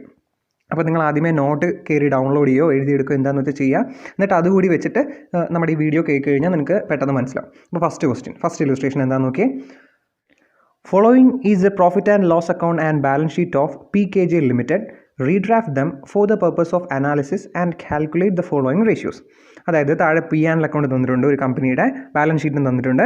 അപ്പോൾ നമ്മൾ അത് വെച്ചിട്ട് അത് നമുക്ക് ആവശ്യമുള്ള രീതിയിൽ താഴെ പറയുന്ന റേഷ്യോസ് കണ്ടുപിടിക്കാനുള്ള രീതിയിൽ അതിനെ റീഡ്രാഫ്റ്റ് ചെയ്യാൻ പറഞ്ഞിട്ടുണ്ട്. എന്ത് ചെയ്യാൻ പറഞ്ഞു? റീഡ്രാഫ്റ്റ് ചെയ്യാൻ. അപ്പോൾ റീഡ്രാഫ്റ്റ് ചെയ്യുക എന്നൊക്കെ പറഞ്ഞ ഒരു കൺഫ്യൂഷനൊക്കെ വരും. കൺഫ്യൂഷൻ്റെ കാര്യമൊന്നുമില്ല, സിമ്പിൾ കാര്യം. നമുക്ക് കണ്ടുപിടിക്കാൻ പറഞ്ഞേക്കുന്നത് എന്തൊക്കെയാണെന്ന് നോക്കാം. Gross profit ratio, overall profitability ratio, current ratio, debt equity ratio, stock turn over ratio. ഇതുവരെ കുഴപ്പമൊന്നുമില്ല, നമ്മൾ പഠിച്ച റേഷ്യോസ് തന്നെയാണല്ലോ. അവിടെ നോക്കിയേ, finished goods turn over ratio. എന്ത് finished goods turn over ratio? ഇത് എന്താണെന്നറിയാമോ? നമ്മുടെ ഈ സ്റ്റോക്ക് ടേൺ ഓവർ റേഷ്യോ രണ്ടായിട്ട് സ്പ്ലിറ്റ് ചെയ്യുന്നതാണ്. അതായത് റോ മെറ്റീരിയലിന് വേണ്ടിയിട്ട് സ്റ്റോക്ക് ടേൺ ഓവർ റേഷ്യോയും അതിൽ ഫിനിഷ്ഡ് ഗുഡ്സിന് വേണ്ടിയിട്ട് finished goods turn over ratio ആയിട്ട് രണ്ടായിട്ട് സ്പ്ലിറ്റ് ചെയ്യുന്നതാണ്. അപ്പോൾ നമ്മുടെ കയ്യിലുള്ള ആ ഒരു സ്റ്റോക്ക് ടേൺ ഓവർ റേഷ്യോ വെച്ചിട്ട് നമുക്ക് രണ്ടിൻ്റെ ഇക്വേഷൻസ് ഡിറൈവ് ചെയ്യാൻ പറ്റും. അത് നമുക്ക് എങ്ങനെയാണെന്ന് പഠിച്ചു തരാം, കുഴപ്പമില്ല. നമുക്ക് അവിടെ എത്തുമ്പോൾ നമുക്കത് പറഞ്ഞുതരാം. അവിടെ നോക്കി, ലിക്വിഡിറ്റി റേഷ്യോ. അപ്പോൾ ഓക്കെ, 7 റേഷ്യോസ് കണ്ടുപിടിക്കാനാണ് പറഞ്ഞിരിക്കുന്നത്. നമുക്കൊരു പ്രോഫിറ്റ് ആൻഡ് ലോസ് അക്കൗണ്ട് തന്നിട്ടുണ്ട്, ഒരു ബാലൻസ് ഷീറ്റ് തന്നിട്ടുണ്ട്. കോംപ്ലിക്കേറ്റഡ് ആയിട്ടുള്ള അഡ്ജസ്റ്റ്മെൻറ്റ്സ് ഒന്നുമില്ല. ഫസ്റ്റ് ക്വസ്റ്റ്യൻ അല്ലേ, സിമ്പിളായിട്ട്. അപ്പോൾ നമ്മളോട് പറഞ്ഞിരിക്കുന്ന ഈ സാധനം ഒന്ന് റീഡ്രാഫ്റ്റ് ചെയ്യാൻ പറഞ്ഞു. ഓക്കെ, റീഡ്രാഫ്റ്റ് ഒക്കെ ചെയ്യുന്നതിന് മുമ്പ് നമുക്ക് ആദ്യം കണ്ടുപിടിക്കാൻ പറഞ്ഞ റേഷ്യോ എന്താണ്? Gross profit ratio. Gross profit ratio കണ്ടുപിടിക്കാൻ എന്തൊക്കെയാണ് വേണ്ടത്? ഗ്രോസ് പ്രോഫിറ്റ് വേണം, നെറ്റ് സെയിൽസും വേണം. ഗ്രോസ് പ്രോഫിറ്റ് വേണം, നെറ്റ് സെയിൽസും വേണം. നമുക്കിവിടെ നെറ്റ് സെയിൽസ് തന്നിട്ടുണ്ട്, ബാലൻസ് ഷീറ്റിൽ P&L അക്കൗണ്ടിൽ നേരിട്ട് നെറ്റ് സെയിൽസ് തന്നിട്ടുണ്ട്. ഗ്രോസ് പ്രോഫിറ്റ് തന്നിട്ടില്ല. അതിന് പകരം എന്താ തന്നിരിക്കുന്നത്? നമ്മുടെ നെറ്റ് പ്രോഫിറ്റ് തന്നിട്ടുണ്ട്. 3,85,000 എന്ന് നെറ്റ് പ്രോഫിറ്റ് തന്നിട്ടുണ്ട്. പക്ഷേ എന്ത് തന്നിട്ടില്ല? ഗ്രോസ് പ്രോഫിറ്റ് എന്ത് ചെയ്തിട്ടില്ല? തന്നിട്ടില്ല. അപ്പോൾ നമ്മൾ ഗ്രോസ് പ്രോഫിറ്റ് കണ്ടുപിടിക്കണ്ടേ? അപ്പോൾ ഗ്രോസ് പ്രോഫിറ്റും കൂടി ഈ നെറ്റ് പ്രോഫിറ്റിൽ ഇൻക്ലൂഡഡ് ആണ്. അപ്പോൾ ഇതിൽ ഗ്രോസ് പ്രോഫിറ്റിൻ്റെ പോർഷൻ നമ്മൾ മാറ്റി നിർത്തണം. അവിടെ നോക്കി, overall profitability ratio. Overall profitability ratio കണ്ടുപിടിക്കാൻ നമുക്ക് എന്ത് വേണം? ഒരു ഓപ്പറേറ്റിംഗ് പ്രോഫിറ്റ് വേണം. ഓർമ്മയുണ്ടോ നിങ്ങൾക്ക്? ഇക്വേഷൻ പഠിച്ചപ്പോൾ നമ്മൾ പറഞ്ഞു ഓവറോൾ പ്രോഫിറ്റബിലിറ്റി റേഷ്യോ എന്ന് പറഞ്ഞാൽ ഓപ്പറേറ്റിംഗ് പ്രോഫിറ്റ് ഡിവൈഡഡ് ബൈ നമ്മുടെ ഐറ്റംസ് ആണ്. അപ്പോൾ ഓവറോൾ പ്രോഫിറ്റബിലിറ്റി വേണം. ഓപ്പറേറ്റിംഗ് പ്രോഫിറ്റ് വേണം. ഓപ്പറേറ്റിംഗ് പ്രോഫിറ്റ് എങ്ങനെ കണ്ടുപിടിക്കുന്നത്? നമ്മുടെ നെറ്റ് പ്രോഫിറ്റിൽ നിന്ന് ഫൈനാൻഷ്യൽ ചാർജസ് കുറയ്ക്കുന്നതാണ് എന്തെന്ന് പറയുന്നത് നമ്മുടെ ഓവറോൾ പ്രോഫിറ്റബിലിറ്റി എന്ന് പറയുന്നത്. ഓവറോൾ പ്രോഫിറ്റബിലിറ്റി അല്ല, നമ്മുടെ ഓപ്പറേറ്റിംഗ് പ്രോഫിറ്റ് എന്ന് പറയുന്നത്. അപ്പോൾ നമുക്ക് ആ ഒരു സ്റ്റേറ്റ്മെൻറ്റ് പ്രിപ്പയർ ചെയ്യാം. സിമ്പിളായിട്ട് പറഞ്ഞാൽ ഗ്രോസ് പ്രോഫിറ്റ് കണ്ടുപിടിക്കാൻ വേണ്ടിയിട്ട് ഇവിടെ P&L അക്കൗണ്ടേ തന്നിട്ടുള്ളൂ. നമ്മൾ ഇതിൽ നിന്ന് ട്രേഡിംഗ് അക്കൗണ്ട് എക്സ്ട്രാക്ട് ചെയ്യും. നമ്മൾ സാധാ വരയ്ക്കുന്ന സെയിം ട്രേഡിംഗ് അക്കൗണ്ട് തന്നെ അവരൊരു റീഡ്രാഫ്റ്റ് ചെയ്യാൻ പറഞ്ഞില്ലേ, നമുക്കതൊരു സ്റ്റേറ്റ്മെൻറ്റ് രൂപത്തിൽ വരയ്ക്കാം. ഏത് രൂപത്തിൽ വരയ്ക്കാം? സ്റ്റേറ്റ്മെൻറ്റ് രൂപത്തിൽ. അപ്പോൾ നമ്മുടെ ട്രേഡിംഗ് അക്കൗണ്ട് ഒരു സ്റ്റേറ്റ്മെൻറ്റ് രൂപത്തിലാക്കുന്നു. അതിൽ നിന്ന് നമ്മുടെ P&L അക്കൗണ്ട് വരച്ച് നമ്മൾ P&L അക്കൗണ്ടിലേക്ക് എത്തുമ്പോൾ നമ്മുടെ നെറ്റ് പ്രോഫിറ്റ് വരത്തില്ലേ, ആ നെറ്റ് പ്രോഫിറ്റ് എഴുതുമ്പോൾ അവിടെ നമ്മളൊരു ഡിവിഷൻ ഉണ്ടാക്കുന്നു. ഇത് ഫിനാൻഷ്യൽ ചാർജസിനെ മാറ്റി നിർത്തുന്നു. കാരണം എന്തുകൊണ്ടാണ്? ഫിനാൻഷ്യൽ ചാർജിനെ മാറ്റി നിർത്തുമ്പോൾ നമുക്ക് ഓപ്പറേറ്റിംഗ് പ്രോഫിറ്റ് കിട്ടും. അതിനകത്ത് ഫിനാൻഷ്യൽ ചാർജസും കൂടെ ഇൻക്ലൂഡ് ചെയ്യുമ്പോൾ നെറ്റ് പ്രോഫിറ്റ് കിട്ടും. അങ്ങനെ നമുക്ക് ഈ സാധനത്തിനെ ഒന്ന് റീഡ്രാഫ്റ്റ് ചെയ്യാം. സിമ്പിൾ കാര്യമാണ്, ഒന്നുമില്ല. നിങ്ങളൊരു ട്രേഡിംഗ് അക്കൗണ്ട് മനസ്സിൽ വിചാരിക്കുക. ട്രേഡിംഗ് അക്കൗണ്ടിൽ എന്തൊക്കെയാണ് വരുന്നത്? നമ്മുടെ ട്രേഡിംഗ് അക്കൗണ്ട് ക്രെഡിറ്റ് സൈഡിൽ സെയിൽസ് വരും, പിന്നെ നമ്മുടെ ക്ലോസിംഗ് സ്റ്റോക്കും വരും. ഇപ്പുറത്തെ സൈഡിൽ എന്തൊക്കെ വരും? നമ്മുടെ പർച്ചേസ് വരും, ഓപ്പണിംഗ് സ്റ്റോക്ക് വരും, ഡയറക്റ്റ് എക്സ്പെൻസുകളും വരും. ഓക്കെ അല്ലേ? അതായത് സെയിൽസിൽ നിന്ന് നമ്മുടെ ഈ കോസ്റ്റ് ഓഫ് ഗുഡ്സ് സോൾഡ്, നമ്മൾ ഈ വിൽക്കാൻ വേണ്ടിയിട്ടുള്ള ചിലവും കാര്യങ്ങളും പർച്ചേസും എല്ലാം കുറച്ച് കഴിഞ്ഞിട്ട് നമ്മുടെ ഓപ്പണിംഗ് സ്റ്റോക്കും ക്ലോസിംഗ് സ്റ്റോക്കും കൂടെ അഡ്ജസ്റ്റ് ചെയ്യാം അല്ലേ? അങ്ങനെയും പറയാം. അത് നമുക്ക് സ്റ്റോക്കിന് ഒരുമിച്ച് അഡ്ജസ്റ്റ് ചെയ്യാൻ വേണ്ടിയിട്ട് സെയിൽസ്, അത് കഴിഞ്ഞിട്ട് നിങ്ങൾ ട്രേഡിംഗ് അക്കൗണ്ട് മനസ്സിൽ സങ്കല്പിക്കുക. അതായത് ഇവിടെ എന്ത് വരും? സെയിൽസ് വരും, അതിൻ്റെ താഴെ നമ്മുടെ ക്ലോസിംഗ് സ്റ്റോക്ക് വരും. ഇത് രണ്ടിൽ നിന്നും ഈ സൈഡിൽ കിടക്കുന്ന നമ്മുടെ ഡെബിറ്റ് സൈഡിൽ കിടക്കുന്ന പർച്ചേസും ഓപ്പണിംഗ് സ്റ്റോക്കും എക്സ്പെൻസുകളും കുറയ്ക്കണം അല്ലേ? നമുക്ക് നമ്മുടെ ഈ ക്ലോസിംഗ് സ്റ്റോക്കിനെയും ഓപ്പണിംഗ് സ്റ്റോക്കിനെയും ഒരുമിച്ച് അഡ്ജസ്റ്റ് ചെയ്യാം. അപ്പോൾ അങ്ങനെയാണെങ്കിൽ സെയിൽസിൽ നിന്ന് ഈ പറയുന്ന എക്സ്പെൻസും പർച്ചേസും ഒക്കെ കുറയ്ക്കുക. അത് കഴിഞ്ഞിട്ട് ക്ലോസിംഗ് സ്റ്റോക്ക് ആഡ് ചെയ്യുക, ഓപ്പണിംഗ് സ്റ്റോക്ക് ലെസ് ചെയ്യുക. അപ്പോൾ നമുക്ക് ഗ്രോസ് പ്രോഫിറ്റ് കിട്ടത്തില്ലേ? സെയിം നമ്മൾ ട്രേഡിംഗ് അക്കൗണ്ട് വരയ്ക്കുന്ന നമ്മളൊരു സ്റ്റേറ്റ്മെൻറ്റ് ആക്കി വരയ്ക്കുന്നു. പിടിച്ചോ ഒന്നാമത്തെ ഇലുസ്ട്രേഷൻ. നമുക്ക് നോക്കാം. നമ്മൾ പറഞ്ഞ കാര്യം തന്നെ ആദ്യമേ ഗ്രോസ് പ്രോഫിറ്റ് റേഷ്യോ കണ്ടുപിടിക്കാൻ വേണ്ടി നമുക്ക് gross profit divide by net sales into 100 ആണ്. അപ്പോൾ ഗ്രോസ് പ്രോഫിറ്റ് കണ്ടുപിടിക്കണം. അതുപോലെ ഓവറോൾ പ്രോഫിറ്റബിലിറ്റി റേഷ്യോ കണ്ടുപിടിക്കാൻ operating profit divide by capital employed ആണ്. അതിനകത്ത് ഓപ്പറേറ്റിംഗ് പ്രോഫിറ്റും വേണം. അപ്പോൾ ഇത് രണ്ടും കണ്ടുപിടിക്കാൻ വേണ്ടിയിട്ട് നമ്മൾ ഈ തന്നേക്കുന്ന ട്രേഡിംഗ് P&L അക്കൗണ്ടിന് എന്ത് ചെയ്യാം? ഒരു പുതിയ രീതിയിൽ നമുക്ക് റീസ്ട്രക്ചർ ചെയ്യാം. ഒരു പുതിയ രീതിയിൽ നമുക്ക് അതിനെ റീഡ്രാഫ്റ്റ് ചെയ്യാം. ഓക്കെ അല്ലേ? ഒരു പുതിയ രീതിയില്ല. നമ്മുടെ ട്രേഡിംഗ് അക്കൗണ്ടിന് നമ്മൾ സ്റ്റേറ്റ്മെൻ്റ് ആയിട്ട് വരയ്ക്കുന്നു. നമ്മുടെ ട്രേഡിംഗ് അക്കൗണ്ടിന് നമ്മളൊരു ചെറിയൊരു സ്റ്റേറ്റ്മെൻ്റ് ആയിട്ട് വരയ്ക്കുന്നു. Okay, income statement. ആദ്യം നമ്മൾ എന്ത് എഴുതി? ആദ്യം നമ്മൾ സെയിൽസ് എഴുതി. സെയിൽസ് നിങ്ങൾ ആ ക്വസ്റ്റ്യൻ കയ്യിലെടുത്ത് വെച്ചേക്കാം കേട്ടോ. നിങ്ങളുടെ ടെക്സ്റ്റിലോ അല്ലെങ്കിൽ ഞാൻ തന്നിരിക്കുന്ന PDF ഡൗൺലോഡ് ചെയ്തിട്ട് എവിടെയെന്ന് വെച്ചാൽ ക്വസ്റ്റ്യൻ കൂടെ എടുത്ത് കൈ വെച്ചേക്കാം. ആദ്യം നമ്മൾ എന്ത് എഴുതി? സെയിൽസ് എഴുതി. സെയിൽസ് 10 lakh തന്നിട്ടുണ്ട്. അത് കഴിഞ്ഞ് നിങ്ങൾ നേരെ ആ P&L അക്കൗണ്ടിൻ്റെ ഡെബിറ്റ് സൈഡ് നോക്കുക. ഡെബിറ്റ് സൈഡ് തന്നിരിക്കുന്ന ഓപ്പണിംഗ് സ്റ്റോക്കാണ്, അത് അവിടെ നിൽക്കട്ടെ. അത് കഴിഞ്ഞ് നമ്മുടെ എക്സ്പെൻസുകൾ നോക്കാം. ഒന്നാമത്തത് purchase of raw materials 3 lakh rupees അത് എഴുതി. അത് കുറയ്ക്കാനുള്ള ഐറ്റം അല്ലേ? കുറയ്ക്കാനുള്ള ഐറ്റമാണ്. വേജസ് അത് എഴുതി. മാനുഫാക്ചറിങ് എക്സ്പെൻസ് എഴുതി. അത് കഴിഞ്ഞ് അഡ്മിനിസ്ട്രേഷൻ എക്സ്പെൻസ് അല്ലേ? അത് നമുക്ക് എഴുതാൻ പറ്റുമോ? ഇല്ല. അത് എന്തുകൊണ്ട് എഴുതാൻ പറ്റാത്തത്? അത് ട്രേഡിംഗ് അക്കൗണ്ടിൻ്റെ ഭാഗമല്ല, അത് P&L അക്കൗണ്ടിൻ്റെ ഭാഗമാണ്. അത് ഡയറക്റ്റ് എക്സ്പെൻസ് ആണോ? നമ്മൾ ഡയറക്റ്റ് എക്സ്പെൻസ് ട്രേഡിംഗ് ആയിട്ട് റിലേറ്റ് ചെയ്യുന്ന ഡയറക്റ്റ് എക്സ്പെൻസുകളല്ലേ നമ്മൾ ട്രേഡിംഗ് അക്കൗണ്ട് എഴുതുന്നത്. അപ്പോൾ അത് എഴുതിയില്ല. ഓക്കെ അല്ലേ? ഇനി നമുക്ക് closing stock opening stock adjust ചെയ്യാം. Add closing stock less opening stock അല്ലേ? കാരണം സെയിൽസിൻ്റെ ആ സൈഡിൽ കിടക്കുന്ന എന്താണ് ക്ലോസിംഗ് സ്റ്റോക്ക്, അത് സെയിൽസിനോടൊപ്പം ആഡ് ചെയ്യുന്നു. ഇപ്പുറ സൈഡിൽ കിടക്കുന്ന ഡെബിറ്റ് സൈഡിൽ കിടക്കുന്ന ക്ലോസിംഗ് സ്റ്റോക്ക് ഓപ്പണിംഗ് സ്റ്റോക്ക് അതിന് നമ്മൾ ലെസ് ചെയ്യുന്നു. ചെയ്തില്ലേ? ചെയ്തപ്പോൾ നമുക്ക് ടോട്ടൽ ഈ ഐറ്റംസ് എല്ലാം കൂടെ ഒരു 3 lakh 2 lakh 1 lakh 1.5 lakh പിന്നെ 2.5 lakh ഇതെല്ലാം കൂടെ നമ്മൾ കൂട്ടുമ്പോൾ എത്ര വരും നോക്കിയേ? 3 lakh 2 lakh 1 lakh 1.5 lakh അതിൽ നിന്ന് 1.5 lakh കുറയ്ക്കാം. അപ്പം ഒരു 5 lakh എന്ന് വരും. എന്തെന്ന് പറയുന്നത് നമ്മുടെ 5 lakh എന്ന് പറയും നമ്മുടെ കോസ്റ്റ് ഓഫ് ഗുഡ് സെയിൽസ്. അതായത് ഈ ഐറ്റംസ് എല്ലാം കൂടെ അഡ്ജസ്റ്റ് ചെയ്യുന്ന ഫിഗർ ഇടാം. 3 2 5 1 6 7 7.5 7.5 നിന്ന് 2.5 കുറയ്ക്കുമ്പോൾ 5 നമ്മുടെ കോസ്റ്റ് ഓഫ് ഗുഡ്സ് സോൾഡ് ഫുഡിൽ വന്ന നമ്മുടെ ചിലവ്. ആ കോസ്റ്റ് ഓഫ് ഗുഡ്സ് സോൾഡ് നമ്മൾ കുറച്ചപ്പോൾ നമുക്ക് എന്ത് കിട്ടി? ഗ്രോസ് പ്രോഫിറ്റ് കിട്ടി. ഓക്കെ അല്ലേ? അതായത് P&L അക്കൗണ്ട് ട്രേഡിംഗ് അക്കൗണ്ടിനെ നമ്മൾ എന്ത് ചെയ്തു? ഒരു സ്റ്റേറ്റ്മെൻറ്റ് രൂപത്തിൽ വരച്ചു. ഓക്കെ അല്ലേടാ? ഓക്കെ അല്ലേ? ഇനി നമുക്ക് നെറ്റ് പ്രോഫിറ്റിലേക്ക് എത്താം. നെറ്റ് പ്രോഫിറ്റിലേക്ക് എത്തുമ്പം ഒരാളെ കണ്ടുപിടിക്കണം. നമ്മുടെ ഓപ്പറേറ്റിംഗ് പ്രോഫിറ്റ് കണ്ടുപിടിക്കാൻ വേണ്ടിയിട്ട് നമ്മൾ ഫിനാൻഷ്യൽ ചാർജസിനെ മാറ്റി നിർത്തണം. ഓക്കെ. അതിന് മുമ്പ് നമ്മുടെ അല്ലാതെ നോർമലായിട്ടുള്ള ഇൻഡയറക്റ്റ് എക്സ്പെൻസുകൾ നോക്കി എന്തൊക്കെയുണ്ടെന്ന് നമ്മൾ നേരത്തെ മാറ്റി നിർത്തിയ administration expense, selling and distribution expense അത് രണ്ടും എഴുതി. അത് കഴിഞ്ഞ് കിടക്കുന്ന എന്താണ്? Loss of sale of plant ആണ്. ആ loss of sale of plant എന്ന് പറയുന്നത് നമ്മുടെ സാധാ നോർമൽ കോഴ്സ് ഓഫ് ആക്ഷനിൽ വരുന്ന ഒരു എക്സ്പെൻസ് ആണോ? അതായത് നമ്മൾ ഈ പറയുന്ന പോലെ സെല്ലിംഗ് ആൻഡ് ഡിസ്ട്രിബ്യൂഷനും അഡ്മിനിസ്ട്രേഷനും പോലെ സ്ഥിരം വരുന്നൊരു എക്സ്പെൻസ് ആണോ? അല്ല. അപ്പോൾ അങ്ങനെയുള്ള എക്സ്പെൻസുകളാണ് നമ്മൾ നേരത്തെ പറഞ്ഞ ഫിനാൻഷ്യൽ ചാർജസ് എന്ന് പറഞ്ഞില്ലേ? ഇവിടെ എന്താ പറഞ്ഞത്? നമ്മുടെ പ്ലാന്റ് വിറ്റപ്പോൾ ഒരു നഷ്ടം വന്നു. പ്ലാന്റ് ആൻഡ് മെഷീനറി വിറ്റപ്പോൾ ഒരു ചെറിയ നഷ്ടം വന്നു. അപ്പോൾ അത് നമുക്കൊരു ഫിനാൻഷ്യൽ ചാർജായിട്ട് ട്രീറ്റ് ചെയ്യാം. അതുകൊണ്ട് നമ്മൾ അതിന് ഇവിടെ എടുക്കുന്നില്ല. അപ്പോൾ ഈ 2 എക്സ്പെൻസുകൾ മാത്രമേ ഉള്ളൂ. ഈ 2 എക്സ്പെൻസുകൾ കുറച്ചപ്പോൾ നമുക്ക് എന്ത് കിട്ടി? 4 lakh rupees എന്ന് കിട്ടി. ഇതാണ് ഓപ്പറേറ്റിംഗ് പ്രോഫിറ്റ്. ഇതാണ് എന്തെന്ന് പറയുന്നത്? ഓപ്പറേറ്റിംഗ് പ്രോഫിറ്റ് എന്ന് പറയുന്നത്. ഓക്കെ അല്ലേ? നമുക്കിവിടെ എന്തെങ്കിലും ഇൻകം ഉണ്ടെന്ന് സങ്കല്പിക്കാം. അതായത് നമ്മളിവിടെ administration expense, selling and distribution expense എന്ന് പറയുന്ന ഇൻഡയറക്റ്റ് ആയിട്ടുള്ള എക്സ്പെൻസുകൾ ഇട്ടു. അതുപോലെ ഏതെങ്കിലും ഇൻകം ഉണ്ട്. അങ്ങനെയാണെങ്കിൽ ആ ഇൻകം നമുക്ക് ഇതിനോടൊപ്പം ആഡ് ചെയ്യാം. ആഡ് ചെയ്ത് കഴിയുമ്പോൾ നമുക്ക് എന്ത് കിട്ടും? ഓപ്പറേറ്റിംഗ് പ്രോഫിറ്റ് കിട്ടും. ഓക്കെ അല്ലേ? ഇനി അത് കഴിഞ്ഞിട്ട് നമ്മുടെ നേരത്തെ പറഞ്ഞ ഫിനാൻഷ്യൽ എക്സ്പെൻസുകളുണ്ടോ നോക്കുക. നമ്മൾ ആ സൈഡിൽ തന്നെ ഒരെണ്ണം ഉണ്ടായിരുന്നു. ഏതായിരുന്നു? Loss on sale of fixed asset ഉണ്ടായിരുന്നു. പിന്നെ അപ്പുറ സൈഡിൽ profit on sale of share ഉണ്ടായിരുന്നു. അത് രണ്ടും നമ്മൾ ആഡും ചെയ്തു, ലെസ്സും ചെയ്തു. ഓക്കെ അല്ലേ? അപ്പോൾ നമുക്ക് എന്ത് കിട്ടി? 3,95,000 എന്ന് കിട്ടി. 3,95,000 എന്ന് കിട്ടി. ഇനി നമ്മുടെ ഒരു ഇൻട്രസ്റ്റ് അവിടെ പെൻഡിങ് വെച്ചിട്ടുണ്ട്. Interest on debentures. അത് നമ്മൾ വേറെയാണ് എഴുതുന്നത്. അതായത് ഇപ്പോൾ നോക്കി നമ്മൾ 3,95,000 എന്ന് പറയുന്നത് earnings before interest and tax. അതിൽ നിന്ന് ഇൻട്രസ്റ്റ് കുറച്ചു. അപ്പോൾ ഇതൊക്കെ നമ്മൾ ഇനി അങ്ങോട്ട് മുമ്പോട്ട് വരുമ്പോൾ പഠിക്കും. അതായത് earnings before interest and tax, EBIT, അങ്ങനെ കുറേ ഐറ്റംസ് ഉണ്ട് കേട്ടോ. Earnings before interest and tax, after interest and tax, after tax, അങ്ങനെ കുറേ ഐറ്റംസ് ഒക്കെ നമ്മൾ ഇനി വരുമ്പോൾ പഠിക്കും. അപ്പോൾ അതിൽ ഇപ്പോൾ ജസ്റ്റ് ഇങ്ങനെ മനസ്സിലാക്കി വെച്ചിരുന്നാൽ മതി. അതിൽ നമ്മൾ ഇൻട്രസ്റ്റും കുറച്ചപ്പോൾ നമുക്ക് നെറ്റ് പ്രോഫിറ്റ് കിട്ടി. നിങ്ങൾ ഒരു കാര്യം മനസ്സിലാക്കുക. ഇവിടെ വെച്ച് നിങ്ങൾ ഒരിക്കലും കൺഫ്യൂഷൻ ആവരുത്. ഇവിടെ എന്താണ് ഇങ്ങനെ എഴുതിയെന്ന് കൺഫ്യൂഷൻ ആവരുത്. കാരണം നിങ്ങൾ ഇപ്പോഴത്തേക്ക് ഈ ഒരു ചാപ്റ്റർ പഠിക്കുമ്പോൾ ഇങ്ങനെ പഠിക്കുക. കാരണം നമ്മൾ ഇങ്ങോട്ട് മുമ്പോട്ട് പോകുമ്പം ഈ ഐറ്റംസ് നമ്മൾ ഡീറ്റെയിൽഡ് ആയിട്ട് പഠിക്കും. നമ്മൾ എക്സാം എഴുതുന്നത് ഇതും ഇനി വരാൻ പോണ സാധനങ്ങളും കൂടെ മൊത്തം പഠിച്ചിട്ടാണ്. അപ്പോൾ അത് പഠിച്ചിട്ട് നമ്മൾ ഈ ക്വസ്റ്റ്യൻസ് അറ്റൻഡ് ചെയ്യുമ്പോൾ നമുക്ക് ഇവിടെ ഒരു ഡൗട്ട് ഉണ്ടാവില്ല. അതുകൊണ്ട് ഇപ്പോൾ നിങ്ങൾ ഒരു ഡൗട്ട് ക്രിയേറ്റ് ചെയ്ത് വെക്കരുത്. ഓക്കെ അല്ലേടാ? അപ്പോൾ നമ്മൾ എന്ത് ചെയ്തു? അവർ തന്നിരുന്ന ഒരു P&L അക്കൗണ്ടിനെ നമ്മൾ ട്രേഡിംഗ് അക്കൗണ്ട് ആക്കി മാറ്റി. അതിൽ നിന്ന് ഓപ്പറേറ്റിംഗ് പ്രോഫിറ്റും കണ്ടുപിടിച്ചു. പിന്നെ നമ്മൾ നെറ്റ് പ്രോഫിറ്റിലേക്ക് എത്തി. ഓക്കെ അല്ലേ? സംശയമുണ്ടോ? ഇല്ലല്ലോ. സിമ്പിൾ കാര്യമല്ലേ? ഇനി നമുക്ക് നമ്മുടെ ആൻസർ ചെയ്യാം.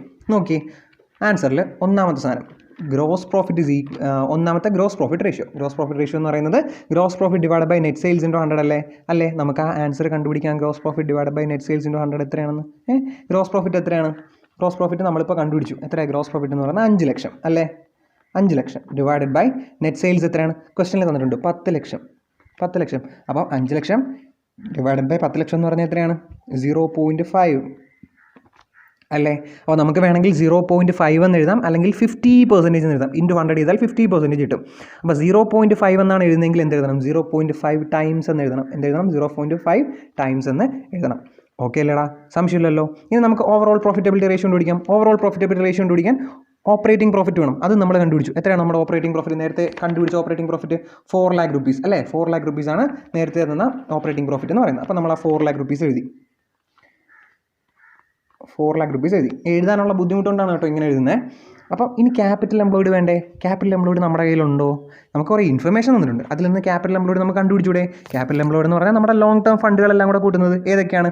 Equity share, preference share, reserves and surplus, debentures, loan ഉണ്ടെങ്കിൽ ലോണ്, എക്സെപ്റ്റ് ഫിക്റ്റീഷ്യസ് അസറ്റ് നമ്മൾ കുറച്ചില്ലേ. അപ്പോൾ നമുക്ക് എന്ത് കിട്ടി? ഇവിടെ എന്തുണ്ട്? ഇക്വിറ്റി ഷെയർ ഉണ്ട്, പ്രിഫറൻസ് ഷെയർ ഉണ്ട്, നമ്മുടെ റിസർവ് ആൻഡ് സർപ്ലസ് ഉണ്ട്, ഡിബഞ്ചേഴ്സ് ഉണ്ട്. ക്വസ്റ്റ്യനിൽ നോക്കാം കേട്ടോ നിങ്ങൾ. അപ്പോൾ നമുക്ക് ക്യാപിറ്റൽ എംപ്ലോയിഡിങ് കിട്ടി 5 lakh. അപ്പം 4 lakh divided by 5 lakh. 4 lakh divided by 5 lakh. 4 lakh divided by 5 എന്ന് പറഞ്ഞാൽ എത്രയാണ്? 0.8. എന്ത് കിട്ടും? 0.8. അപ്പോൾ 0.8 എന്ന് എഴുതിയാൽ 0.8 ടൈംസ് എന്ന് എഴുതുക, അല്ലെങ്കിൽ 80% എന്ന് എഴുതുക. ഇൻറ്റു 100 ചെയ്തിട്ട് 80% എന്ന് എഴുതുക. അപ്പോൾ നമ്മൾ ആദ്യത്തെ 2 റേഷ്യോ കണ്ടുപിടിച്ചില്ലേ? ഗ്രോസ് പ്രോഫിറ്റ് റേഷ്യോ കണ്ടുപിടിച്ചു, ഓവറോൾ പ്രോഫിറ്റബിലിറ്റി റേഷ്യോ കണ്ടുപിടിച്ചു. അടുത്ത റേഷ്യോ കണ്ടുപിടിക്കാൻ പറയുന്നത് എന്താണ്? Current ratio. ആരാണ്?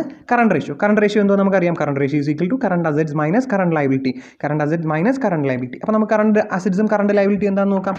നോക്കി, ബാലൻസ് ഷീറ്റ് എടുക്കുക. ബാലൻസ് ഷീറ്റിൽ നോക്കുക കറണ്ട് അസറ്റുകൾ ഏതൊക്കെയാണ്, കറണ്ട് ലയബിലിറ്റികൾ ഏതൊക്കെയാണ്. ഇതിൽ ഏതൊക്കെയാണ് കറണ്ട് അസറ്റുകൾ എന്ന് പറഞ്ഞേ? സ്റ്റോക്ക് കറണ്ട് അസറ്റ് അല്ലേ? ഫിക്സഡ് അസറ്റ് കറണ്ട് ആണോ? അല്ല, അത് ഫിക്സഡ് തന്നെയാണ്. അപ്പോൾ അത് വിട്ടു. നമ്മുടെ സ്റ്റോക്ക് 1,50,000. 2 സ്റ്റോക്കുകളുണ്ട്. 1,50,000 ഒരു 1 lakh. അപ്പോൾ രണ്ടും കൂടെ കൂട്ടിയപ്പോൾ 2,50,000. പിന്നെ ബാങ്ക് ബാലൻസ് കറണ്ട് അല്ലേ? ഒരു 50,000 ആഡ് ചെയ്യുക. ഡെറ്റേഴ്സ് കറണ്ട് അല്ലേ? ഒരു 1 lakh ആഡ് ചെയ്യാം. അപ്പോൾ നമ്മുടെ 1,50,000, 1 lakh, 50,000, 1 lakh. അപ്പോൾ നമ്മൾ കറണ്ട് അസറ്റായി. ഇനി കറണ്ട് ലയബിലിറ്റി നോക്കാം. കറണ്ട് ലയബിലിറ്റി നോക്കിയാൽ കറണ്ട് ലയബിലിറ്റിയിൽ ഷെയർ ക്യാപിറ്റൽ എടുക്കാൻ പറ്റില്ല, preference share capital, reserve and surplus എടുക്കാൻ പറ്റില്ല, ഡിബഞ്ചർ എടുക്കാൻ പറ്റില്ല. വേറെ എന്തൊക്കെയുണ്ട്? ഒരു ക്രെഡിറ്റേഴ്സും ഒരു ബിൽസ് പേയബിളും. 1,50,000, 1,50,000, 1,50,000, 1,50,000. അപ്പോൾ 4 lakh divided by 1,50,000. 4 lakh divide by 1,50,000. Answer എന്ന് പറയുന്നത് 2.66 എന്ന് വരും. 2.66 അല്ലെങ്കിൽ 67. 2.66 അല്ലെങ്കിൽ 67. ഓക്കെ അല്ലേ? ഡൗട്ട് ഉണ്ടോ? ഇല്ലല്ലോ. അപ്പോൾ നമ്മുടെ കറണ്ട് റേഷ്യോയും കഴിഞ്ഞു. ഇനി നമ്മൾ മൂന്നാമത് കണ്ടുപിടിക്കാൻ പറഞ്ഞിരിക്കുന്നത് ഡെറ്റ് ഇക്വിറ്റി റേഷ്യോ കണ്ടുപിടിക്കാൻ പറഞ്ഞു. എന്ത് കണ്ടുപിടിക്കാൻ പറഞ്ഞു? Debt equity ratio. Debt equity റേഷ്യോയുടെ ഇക്വേഷൻ നമുക്കറിയാം. എന്താണ്? Long term debt divided by long term funds. Long term debt divided by long term funds. ഇതിൽ ലോങ് ടേം ഫണ്ട് നമ്മുടെ കയ്യിലുണ്ട്. എത്രയാണ് നമ്മുടെ ലോങ് ടേം ഫണ്ട്? നമ്മൾ നേരത്തെ കണ്ടുപിടിച്ച ക്യാപിറ്റൽ എംപ്ലോയിഡ് ആണ് ലോങ് ടേം ഫണ്ട്. 5 ലക്ഷം രൂപ. ഓക്കെ അല്ലേടാ? അപ്പോൾ നമുക്ക് long term debt divide by long term. അപ്പോൾ നമുക്ക് ക്വസ്റ്റ്യനിൽ നോക്കിയിട്ട് ലോങ് ടേം ഡെറ്റ് ഏതാണെന്ന് കണ്ടുപിടിക്കാം. നമ്മുടെ ക്വസ്റ്റ്യനിൽ ലോങ് ടേം ഡെറ്റ് ഏതാണെന്ന് നോക്കാം. ലയബിലിറ്റി സൈഡ് നോക്കുക. ലയബിലിറ്റി സൈഡിൽ ഇതിൽ ലോങ് ടേം ഡെറ്റ് അല്ലേ പറഞ്ഞിരിക്കുന്നത്? നമ്മൾ സോഴ്സസ് ഓഫ് ഫണ്ട് പഠിച്ചപ്പോൾ ബോറോഡ് ക്യാപിറ്റലും ഉണ്ട്, നമ്മുടെ ഷെയർ ഹോൾഡേഴ്സിൻ്റെ നമ്മുടെ ഓൺ ക്യാപിറ്റലും ഉണ്ട്. അപ്പം ബോറോഡ് ക്യാപിറ്റൽ ഏതാണെന്ന് നോക്കുക. അതാണ് നമ്മുടെ ലോങ് ടേം ഡെറ്റ് എന്ന് പറയുന്നത്. ഇവിടെ ബോറോഡ് ക്യാപിറ്റൽ ഏതാണ്? ക്യാപിറ്റൽ എക്വിറ്റി ഷെയർ ക്യാപിറ്റലും പ്രിഫറൻസ് ഷെയർ ക്യാപിറ്റലും റിസർവ് ആൻഡ് സർപ്ലസ്. ഇത് മൂന്നും വരില്ല, കാരണം ഇത് നമ്മുടെ തന്നെ ഷെയർ ഹോൾഡേഴ്സിൻ്റെ ഫണ്ടാണ്. ഷെയർ ഹോൾഡേഴ്സാണ് റിയൽ ഓണേഴ്സ് അല്ലേ? അപ്പോൾ ഇത് ഓണേഴ്സ് ക്യാപിറ്റലാണ്. ഡിബഞ്ചർ ബോറോഡ് ക്യാപിറ്റൽ അല്ലേ? അപ്പോൾ ഇതെന്താണ്? നമുക്ക് പുറത്തുനിന്ന് ഔട്ട്സൈഡേഴ്സിൻ്റെ ഡെറ്റേഴ്സ് അല്ലേ? ഡെറ്റ് അല്ലേ? അപ്പോൾ അതിന് നമുക്ക് ലോങ് ടേം ഡെറ്റ് എന്ന് വിളിക്കാം. അതായത് ഡിബഞ്ചേഴ്സ്. ഇവിടെ ഡിബഞ്ചേഴ്സ് മാത്രമേ ഉള്ളൂ. 2 lakh divided by 5 lakh. 2 lakh divided by 5 lakh എത്രയാണ്? 0.4. എത്ര വരും? 0.4 ടൈംസ്. 0.4 ടൈംസ്. അവിടെ സിമ്പിളായിട്ട് ഇവിടെ ഒന്നും നമുക്ക് പഠിക്കാനില്ല. നമുക്ക് പഠിക്കാനുള്ള നമ്മുടെ ഇക്വേഷൻസ് കണ്ടുക. ആ ഇക്വേഷൻസ് വെച്ചിട്ട് നമ്മൾ ഇക്വേഷൻസിലെ വാല്യൂ കോൺസ്റ്റിറ്റ്യൂട്ട് ചെയ്ത് കൊടുക്കുക, അതങ്ങ് സോൾവ് ചെയ്യാം. ഓക്കെ അല്ലേ? ഡൗട്ട് ഉണ്ടെങ്കിൽ നിങ്ങൾ ഉറപ്പായിട്ടും ചോദിക്കാം കേട്ടോ. ഇനി നമുക്ക് 5ാമത്തെ സാധനം പഠിക്കാം. 5ാമത്തെ എന്ന് പറഞ്ഞാൽ സ്റ്റോക്ക് ടേൺ ഓവർ റേഷ്യോ ആണ്. ചുമ്മാ സ്റ്റോക്ക് ടേൺ ഓവർ റേഷ്യോ എന്ന് പറഞ്ഞാൽ നമുക്കറിയാം എന്ത്? Cost of goods sold divided by average inventories ആണ് നമ്മൾ ഇതുവരെ പഠിച്ച സ്റ്റോക്ക് ടേൺ ഓവർ റേഷ്യോ എന്ന് പറയുന്നത്. പക്ഷേ ഇവിടെ തന്നിട്ടുണ്ട്, അതിന് തൊട്ടടുത്ത് തന്നിരിക്കുന്നത് ഫിനിഷ്ഡ് ഗുഡ്സ് ടേൺ ഓവർ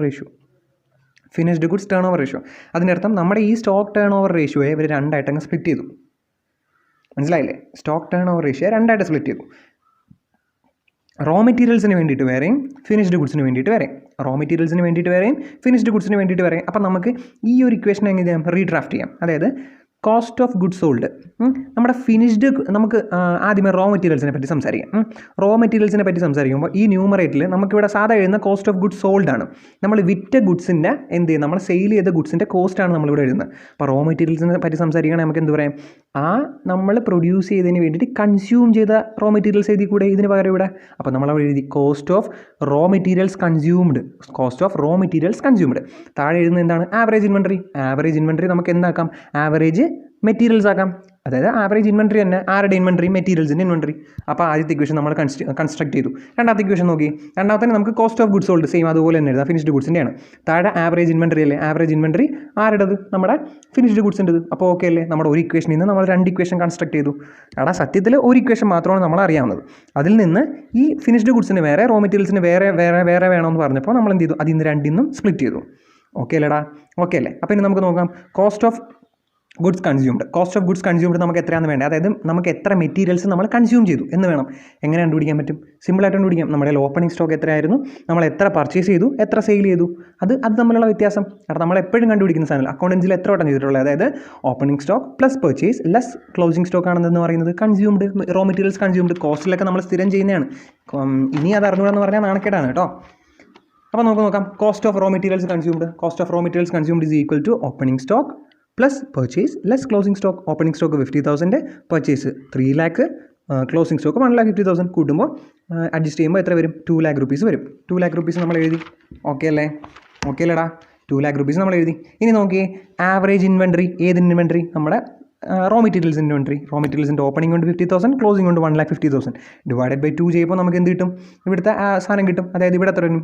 1,50,000 1,50,000 കഴിയുമ്പോൾ 2 lakh. 2 lakh ഡിവൈഡ് ബൈ 2 എന്ന് പറഞ്ഞാൽ 1 lakh. അപ്പോൾ 2 lakh divide by 1 lakh. Answer എന്ന് പറയുന്നത് 2 ടൈംസ് അല്ലെങ്കിൽ നമുക്ക് 200% എന്ന് എഴുതാം. 2 ടൈംസ് എന്നല്ലെങ്കിൽ 200% എന്ന് എഴുതാം.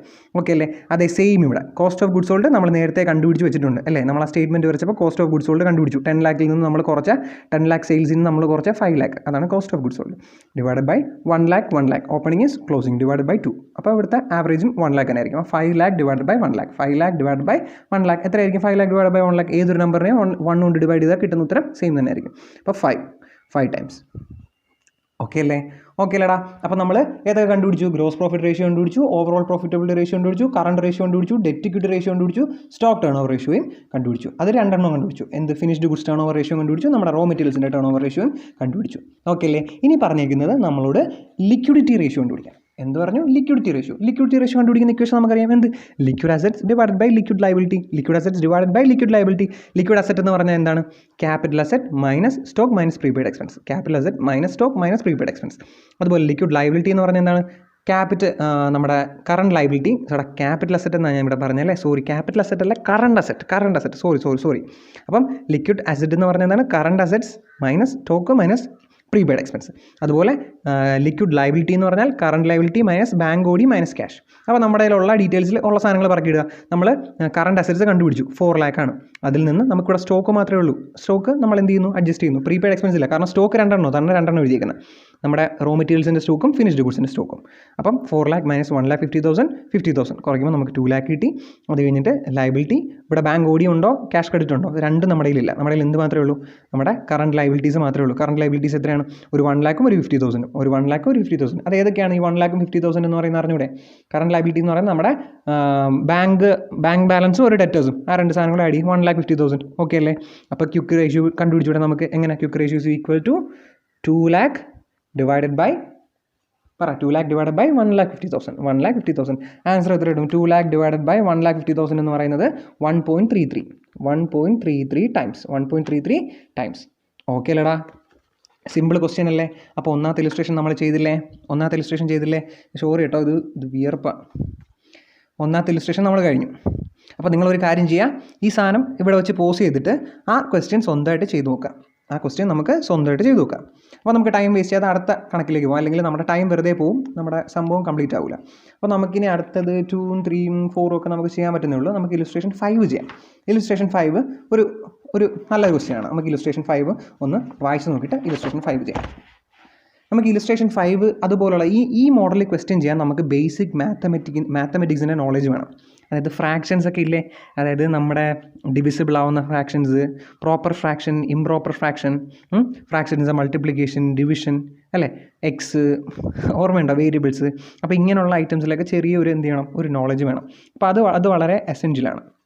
അപ്പോൾ ഒരു കാര്യം ചെയ്യും, നിങ്ങൾ ആ ഇലിസ്ട്രേഷൻ 5 ഒന്ന് വീഡിയോ ഒന്ന് പോസ് ചെയ്തിട്ട് ഇലിസ്ട്രേഷൻ 5 ഒന്ന് ജസ്റ്റ് ഒന്ന് വായിച്ചു നോക്കാം.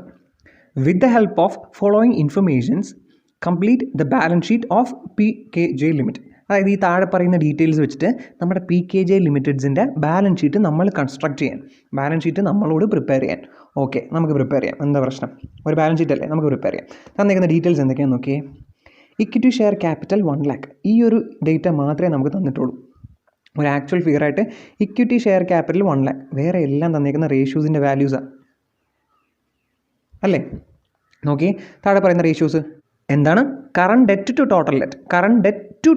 ഏതൊരു റേഷ്യോയും 2 എന്ന് പറഞ്ഞു കഴിഞ്ഞാൽ അതിൻ്റെ അർത്ഥം ആദ്യം പറയുന്നത് ന്യൂമറേറ്ററും രണ്ടാമത് പറയുന്നത് ഡിനോമിനേറ്ററും ആണെന്ന് മനസ്സിലാക്കുക. അതായത് current debt to total debt എന്ന് പറഞ്ഞാൽ അതിൻ്റെ അർത്ഥം current debt divided by total debt എന്നാണ്. Current debt to total debt എന്ന് പറഞ്ഞാൽ അതിൻ്റെ അർത്ഥം എന്താണ്? Current debt divided by total debt എന്നാണ്. ഓക്കെ അല്ലേ? അങ്ങനെയാണെങ്കിൽ താഴത്ത് നോക്കി total debt to owners equity. ഇതിൻ്റെ അർത്ഥം total debt divided by owners equity അല്ലേ? അത് തന്നിട്ടുണ്ട് 60%. അതുപോലെ fixed assets to owners equity, fixed asset to owners equity, fixed asset divided by owners equity ആണ് എത്ര 60%. അതുപോലെ total assets turn over ratio വന്നിട്ടുണ്ട് 2%, ഇൻവെൻട്രി ടേൺ ഓവർ റേഷ്യോ വന്നിട്ടുണ്ട് 8%. അപ്പോൾ ഇങ്ങനൊരു ക്വസ്റ്റ്യൻ തന്നാൽ നിങ്ങൾ ആദ്യം എന്ത് ചെയ്യണമെന്ന് നോക്കണമെന്ന് അറിയാമോ?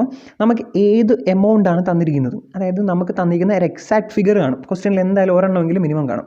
നമ്മുടെ ഈ ക്വസ്റ്റ്യനിൽ തന്നിരിക്കുന്ന ഒരേ ഒരു എക്സാക്ട് ഫിഗറാണ് നമ്മുടെ ഇക്വിറ്റി ഷെയർ ക്യാപിറ്റൽ എന്ന് പറയുന്നത്. അതായത് ഓണേഴ്സ് ഇക്വിറ്റി നമുക്ക് തന്നിട്ടുണ്ട്. ഇനി നിങ്ങൾ നോക്കേണ്ടത്, നമുക്ക് കുറേ റേഷ്യോസ് തന്നിരിക്കത്തില്ലേ, ഈ റേഷ്യോസിൽ എവിടെയെങ്കിലും നമ്മുടെ ഈ ഇക്വിറ്റി ഷെയർ ക്യാപിറ്റൽ ന്യൂമറേറ്ററോ ഡിനോമിനേറ്ററോ ആയിട്ട് വരുമെന്ന് നോക്കുക. നോക്കാം. ഒന്നാമത്തെ ഇക്വേഷൻ എന്താണ്? Current debt to total debt. അപ്പോൾ ടോട്ടൽ ഡെറ്റ് ഉണ്ട്, കറണ്ട് ഡെറ്റ് ഉണ്ട്. അടുത്ത നോക്കിയേ, total debt to owners equity. കണ്ട, അവിടുത്തെ ഓണേഴ്സ് ഇക്വിറ്റി താഴത്തെ സാധനം നമ്മുടെ കയ്യിലുണ്ട്, അതിൻ്റെ റേഷ്യോ ഉണ്ട്. അങ്ങനെയാണെങ്കിൽ അത് വെച്ചിട്ട് നമുക്ക് എന്ത് കണ്ടുപിടിക്കാം? ടോട്ടൽ ഡെറ്റ് കണ്ടുപിടിക്കാം. അതുപോലെ അടുത്ത് നോക്കിയേ, fixed assets to owners equity. അവിടെയും താഴെ എന്താണ്? ഓണേഴ്സ് ഇക്വിറ്റി ആണ്. ഓണേഴ്സ് ഇക്വിറ്റി നമ്മുടെ കയ്യിലുണ്ട്. ആ ഇക്വേഷൻ്റെ അതിൻ്റെ ആൻസർ നമ്മുടെ കയ്യിലുണ്ട്. അങ്ങനെയാണെങ്കിൽ നമുക്ക് ഫിക്സഡ് അസറ്റ് കണ്ടുപിടിക്കാം. അപ്പോൾ നമുക്ക് നോക്കാം എങ്ങനെയാണ് കണ്ടുപിടിക്കുന്നത്. ഇനി നമ്മൾ ഒരു ചെയിൻ പോലെ ഓരോന്നും കണ്ടുപിടിച്ച് വരും. എന്നിട്ട് ലാസ്റ്റ് നമുക്ക് ബാലൻസ് ഷീറ്റ് പ്രിപ്പയർ ചെയ്യാം. നോക്കിയടാ, ഇക്വിറ്റി ഷെയർ ക്യാപിറ്റൽ തന്നിട്ടുണ്ട്, എത്രയാണ്? 1 lakh. Current debt to total debt എത്രയാണ്? 40%. ഞാൻ പറഞ്ഞതിൻ്റെ ഇവിടെ ഇങ്ങനെ എഴുതിയേക്കുന്നതിൻ്റെ അർത്ഥം current debt to total debt എന്ന് പറഞ്ഞാൽ അതിൻ്റെ അർത്ഥം എന്താണ്? Current debt divided by total ഡെറ്റാണ് 40%. ഓക്കെ അല്ലേടാ? ഇനി നമ്മുടെ ഈ ഇൻഫർമേഷൻ, അതായത് നമ്മുടെ ഇക്വിറ്റി ഷെയർ ക്യാപിറ്റൽ എന്ന് പറയുന്ന ഇൻഫർമേഷൻ ന്യൂമറേറ്ററോ ഡിനോമിനേറ്ററോ ആയിട്ട് വരുന്ന ഇക്വേഷൻസ് വല്ലതും ഉണ്ടോ നോക്കുക. അപ്പോൾ നമ്മുടെ 2 എണ്ണത്തിലുണ്ട്. അപ്പോൾ 2 എണ്ണം നമുക്ക് പറക്കി എഴുതാം. ഒന്നാമത്തത് total debt to owners equity തന്നിട്ടില്ലേ? Total debt to owners equity ഒരു 60%. അപ്പോൾ നമ്മൾ എഴുതുക total debt divided by owners equity എത്രയാണ്? 1 lakh ഈസ് ഈക്വൽ ടു 60%. അങ്ങനെയാണെങ്കിൽ നമുക്ക് ഇത് കണ്ടുപിടിച്ചൂടെ? ഇതെങ്ങനെ കണ്ടുപിടിക്കാൻ പറ്റും? അതായത് നിങ്ങൾക്ക് എങ്ങനെ പറഞ്ഞ് മനസ്സിലാക്കി തരാം? സിമ്പിൾ കാര്യമല്ലേ? അതായത് നമ്മുടെ ഏതോ ഒരു നമ്പറിനെ നമ്മുടെ ഈ 1 lakh കൊണ്ട് ഡിവൈഡ് ചെയ്യുമ്പോൾ കിട്ടുന്ന ആൻസറാണ് 60%. ഏതോ ഒരു നമ്പറിനെ 1 lakh കൊണ്ട് ഡിവൈഡ് ചെയ്ത് ഇൻറ്റു 100 ചെയ്യുമ്പോൾ കിട്ടുന്ന ആൻസറാണ് നമ്മുടെ 60% എന്ന് പറയുന്നത്. അപ്പോൾ നമുക്ക് ഈ നമ്പർ എങ്ങനെയാണെന്ന് എങ്ങനെ അറിയാൻ പറ്റും? 1 lakhൻ്റെ 60% ആയിരിക്കും ഈ നമ്പർ. അതല്ലടാ, ഏതോ ഒരു നമ്പറിനെ 1 lakh കൊണ്ട് ഡിവൈഡ് ചെയ്യുമ്പോൾ 1 lakhൻ്റെ പെർസെൻറ്റേജ് ചെയ്യുമ്പോൾ കിട്ടുന്നതാണ് 60%. അതിൻ്റെ അർത്ഥം 1 lakhൻ്റെ 60% ആണ് ഈ നമ്പർ എന്ന് പറയുന്നത്. ഓക്കെ അല്ലേ? നമുക്ക് ഒരു എക്സാമ്പിൾ ചെയ്ത് നോക്കണമെങ്കിൽ നിങ്ങൾ നോക്കിയേ. അതായത് 6 divided by 10 is equal to 60%. 6 divide by 10 is equal to 60%. Okay, 6നെ 10 കൊണ്ട് ഡിവൈഡ് ചെയ്ത് ഇൻറ്റു 100 ചെയ്തപ്പോൾ നമുക്ക് കിട്ടിയതാണ് 60%. അപ്പോൾ നമുക്ക് ഈ 6 കിട്ടണമെങ്കിൽ എന്ത് ചെയ്യും? 10ൻ്റെ 60% എടുത്താൽ മതി. അതുപോലെ ഈ 10 കിട്ടണമെങ്കിൽ എന്ത് ചെയ്യും? 6 എന്ന് പറയുന്നത് 60% ആണ്. അപ്പോൾ നമുക്ക് 100% കണ്ടുപിടിക്കാൻ പറ്റും. ഓക്കെ അല്ലേ? അപ്പോൾ മുകളിൽ സാധനം കിട്ടണമെങ്കിൽ താഴത്തെ 2 കൂടെ ഇൻറ്റു ചെയ്താൽ മതി. നിങ്ങൾ ഇതുപോലെ ഒരു ഇക്വേഷൻ നിങ്ങൾ സ്വന്തമായിട്ട് ഒരു കുഞ്ഞ് നമ്പർ വെച്ചിട്ട്, നിങ്ങൾക്ക് അറിയാവുന്ന ഒരു നമ്പർ വെച്ചിട്ട് 10ൻ്റെയൊക്കെ നമ്പർ വെച്ചിട്ട് എഴുതി നോക്കുക. അപ്പോൾ നിങ്ങൾക്ക് മനസ്സിലാവും. Total debt divided by 1 lakh is equal to 60%. അപ്പോൾ നമുക്ക് മുകളിൽ കിടക്കുന്ന സാധനം 6, താഴെ കിടക്കുന്നത് 10, ഇതാണ് 60%. അപ്പം ഏതോ ഒരു നമ്പറിൻ്റെ നമ്മുടെ 10 വെച്ച് നോക്കുമ്പോൾ അതിന് 60% ആണ് ഇവിടെ. അപ്പോൾ നമുക്ക് എങ്ങനെ കണ്ടുപിടിക്കാൻ പറ്റും? ആ 10 ഇൻറ്റു 60%. അപ്പോൾ 1 lakh ഇൻറ്റു 60% ആണ് ടോട്ടൽ ഡെറ്റ് എന്ന് പറയുന്നത്. 1 lakh into 60 divide by 100 is equal to 60%. Okay അല്ലേ? അപ്പോൾ നമുക്ക് എന്ത് കിട്ടി? ടോട്ടൽ ഡെറ്റ് കിട്ടി. അപ്പോൾ ഇനി നമുക്ക് ആ സെയിം അതേ മെത്തേഡിൽ തൊട്ടടുത്ത ഇക്വേഷനിൽ നമുക്ക് സോൾവ് ചെയ്യാൻ പറ്റും. എന്താ? Fixed assets divided by owners equity. Fixed asset to owners equity 60% തന്നിട്ടില്ലേ? അതുപോലെ fixed asset divide by owners equity is equal to 60%. അപ്പോൾ നമുക്ക് ഫിക്സഡ് അസറ്റ് എങ്ങനെ കണ്ടുപിടിക്കാൻ പറ്റും? നമ്മുടെ 1 lakh ഇൻറ്റു 60%, 60,000 ആണ് അവിടുത്തെയും ഫിക്സഡ് അസറ്റിൻ്റെയും വില. ഓക്കെ അല്ലേ? സംശയം ഉണ്ടോടാ? ഇല്ലല്ലോ. അപ്പോൾ നമുക്ക് ഈ കയ്യിൽ കിട്ടിയ ഇൻഫർമേഷനൊക്കെ ഇവിടെ എഴുതി വെക്കാം. നമ്മുടെ ബാലൻസ് ഷീറ്റ് ആദ്യമേ പ്രിപ്പയർ ചെയ്യുക. ബാലൻസ് ഷീറ്റ് ചുമ്മാണ്ട് വരച്ച് വയ്ക്കുക. എന്നിട്ട് താഴെ വർക്കിങ്സ് എന്നൊക്കെ പറഞ്ഞിട്ട് വേണം ഇത് എഴുതാൻ. നമ്മുടെ ബാലൻസ് ഷീറ്റിലെ ഒന്നാമത്തെ ഇൻഫർമേഷൻ നമ്മൾ എഴുതി. ഫിക്സഡ് അസറ്റ് എത്ര? 60,000 റുപ്പീസ്. ഫിക്സഡ് അസറ്റ് എഴുതി 60,000 റുപ്പീസ്. പിന്നെ നമ്മുടെ എന്ത് എഴുതി? ടോട്ടൽ ഡെറ്റ് എഴുതി. എത്ര? ടോട്ടൽ ഡെറ്റ് നമ്മൾ കണ്ടുപിടിച്ചു. എത്രയാണ്? 60,000 റുപ്പീസ്. അപ്പോൾ അത് രണ്ടും നമ്മൾ എഴുതി. ഓക്കെ അല്ലേ? ഓക്കെയാണ്. ഇനി നോക്കി, അടുത്തൊരു ഇക്വേഷൻ നമുക്ക് തന്നേക്കുന്നത് current debt to total debt ഇല്ലേ? ആദ്യമേ തന്നത് ആ ടോട്ടൽ ഡെറ്റായിട്ട് നമ്മൾ മാറ്റി നിർത്തിയവനല്ലേ അവനെ. അപ്പോൾ അവനെ നമുക്ക് എഴുതാം. കാരണം കറണ്ട് ഡെറ്റും ടോട്ടൽ ഡെറ്റും ഇതിൽ ഒരൈറ്റം നമ്മൾ കണ്ടുപിടിച്ച് കഴിഞ്ഞു. ഏത്? ടോട്ടൽ ഡെറ്റിന് നമ്മൾ കണ്ടുപിടിച്ചു അല്ലേ? നേരത്തെ ഫസ്റ്റ് ഇക്വേഷൻ കംപ്ലീറ്റ് ചെയ്തപ്പോൾ അത് സോൾവ് ചെയ്തപ്പോൾ നമുക്ക് ടോട്ടൽ ഡെറ്റ് 60,000 എന്ന് കിട്ടിയില്ലേ? അപ്പോൾ അങ്ങനെ നമുക്ക് കറണ്ട് ഡെറ്റ് കണ്ടുപിടിക്കാം. എങ്ങനെ? Current debt by total debt is equal to 40%. അപ്പോൾ current debt is equal to total debt into 40%. 60,000 into 40%, 24,000. അപ്പോൾ നമുക്ക് എന്തും കിട്ടി? കറണ്ട് ഡെറ്റും കിട്ടി. അപ്പോൾ നമ്മളിപ്പോൾ 3 എണ്ണം കണ്ടുപിടിച്ചില്ലേ അല്ലേ? 3 ഇക്വേഷൻസ് സോൾവ് ചെയ്ത് നമ്മൾ കുറച്ച് ഫിഗറുകൾ കണ്ടുപിടിച്ചു. അത് നമുക്ക് എന്ത് ചെയ്യാം? ബാലൻസ് ഷീറ്റിലോട്ട് എഴുതി വയ്ക്കാം. ആദ്യം കണ്ടുപിടിച്ച് എന്താണ്? Total debt 60,000. ടോട്ടൽ ഡെറ്റ് എന്ന് പറയുന്നത് 60,000. അപ്പോൾ നമ്മുടെ ബാലൻസ് ഷീറ്റ് നോക്കിയേ, ബാലൻസ് ഷീറ്റില്ലേ, ബാലൻസ് ഷീറ്റിൻ്റെ ലയബിലിറ്റി സൈഡിൽ ടോട്ടൽ ഡെറ്റ് 60,000 അല്ലേ? ടോട്ടൽ ഡെറ്റ് എന്ന് പറയുന്നത് ഈ 2 ഐറ്റംസും കൂടെ കൂട്ടുന്ന, ഇത് നമ്മളിനി മുമ്പോട്ട് വരുമ്പോൾ കണ്ടുപിടിക്കും. ഇത് രണ്ടും കൂടെ കൂട്ടുന്ന 60,000. നോക്കി, ഒരു 24,000ഉം 36,000ഉം ഇത് രണ്ടും കൂടെ കൂടുന്ന 60,000 ആണെന്ന് നമ്മൾ കണ്ടുപിടിച്ചു. ഓക്കെ, രണ്ടാമത്തെ ഫിഗർ എന്താണെന്ന് നോക്കിയേ, ഫിക്സഡ് അസറ്റ്സ് നമ്മൾ കണ്ടുപിടിച്ചു. ഫിക്സഡ് അസറ്റ് എത്രയാണ്? 60,000. നമുക്കത് എഴുതി കൂടെ? Fixed asset 60,000. അപ്പോൾ നമ്മൾ ഈ ഫിഗർ എഴുതി. ഫിക്സഡ് അസറ്റ് 60,000 എന്ന് പറഞ്ഞാൽ ഈ ഫിഗർ നമ്മൾ എഴുതി അല്ലേ? ഫിക്സഡ് അസറ്റ് 60,000 നമ്മൾ എഴുതി. ഓക്കെ അല്ലേടാ? ഞാൻ നേരത്തെ പറഞ്ഞ് നിങ്ങൾ കണ്ടോ? അതായത് ഈ രണ്ട് ഫിഗറും കൂടെ കൂടുന്നതാണ് 60,000. അത് നമ്മുടെ കയ്യിലുണ്ട്. അതിപ്പോൾ എഴുതേണ്ട, അതോടെ വെച്ചേരാം. ഈ 2 ഫിഗർ നമ്മൾ കണ്ടുപിടിക്കും. ഓക്കെ, ഇനി മൂന്നാമത്തെ എഴുതിയിരിക്കുന്നത് എന്താണെന്ന് നോക്കിയേ, കറണ്ട് ഡെറ്റ് നമ്മൾ കണ്ടുപിടിച്ചു. എത്രയാണ്? 24,000. കറണ്ട് ഡെറ്റ് നമ്മൾ കണ്ടുപിടിച്ചു. എത്രയാണ്? 24,000. അപ്പോൾ നോക്കിയേ, നമ്മുടെ ടോട്ടൽ ഡെറ്റ് നമ്മുടെ കയ്യിലുണ്ട്. എത്ര? 60,000. അതിൽ കറണ്ട് ഡെറ്റ് എത്രയാണ്? 24,000. ആ 24,000 നമ്മൾ എഴുതി. Total debt 60,000. അതിൽ കറണ്ട് ഡെറ്റ് എത്രയാണ്? 24,000. അപ്പോൾ ബാക്കി എന്തായിരിക്കും? Long term debt.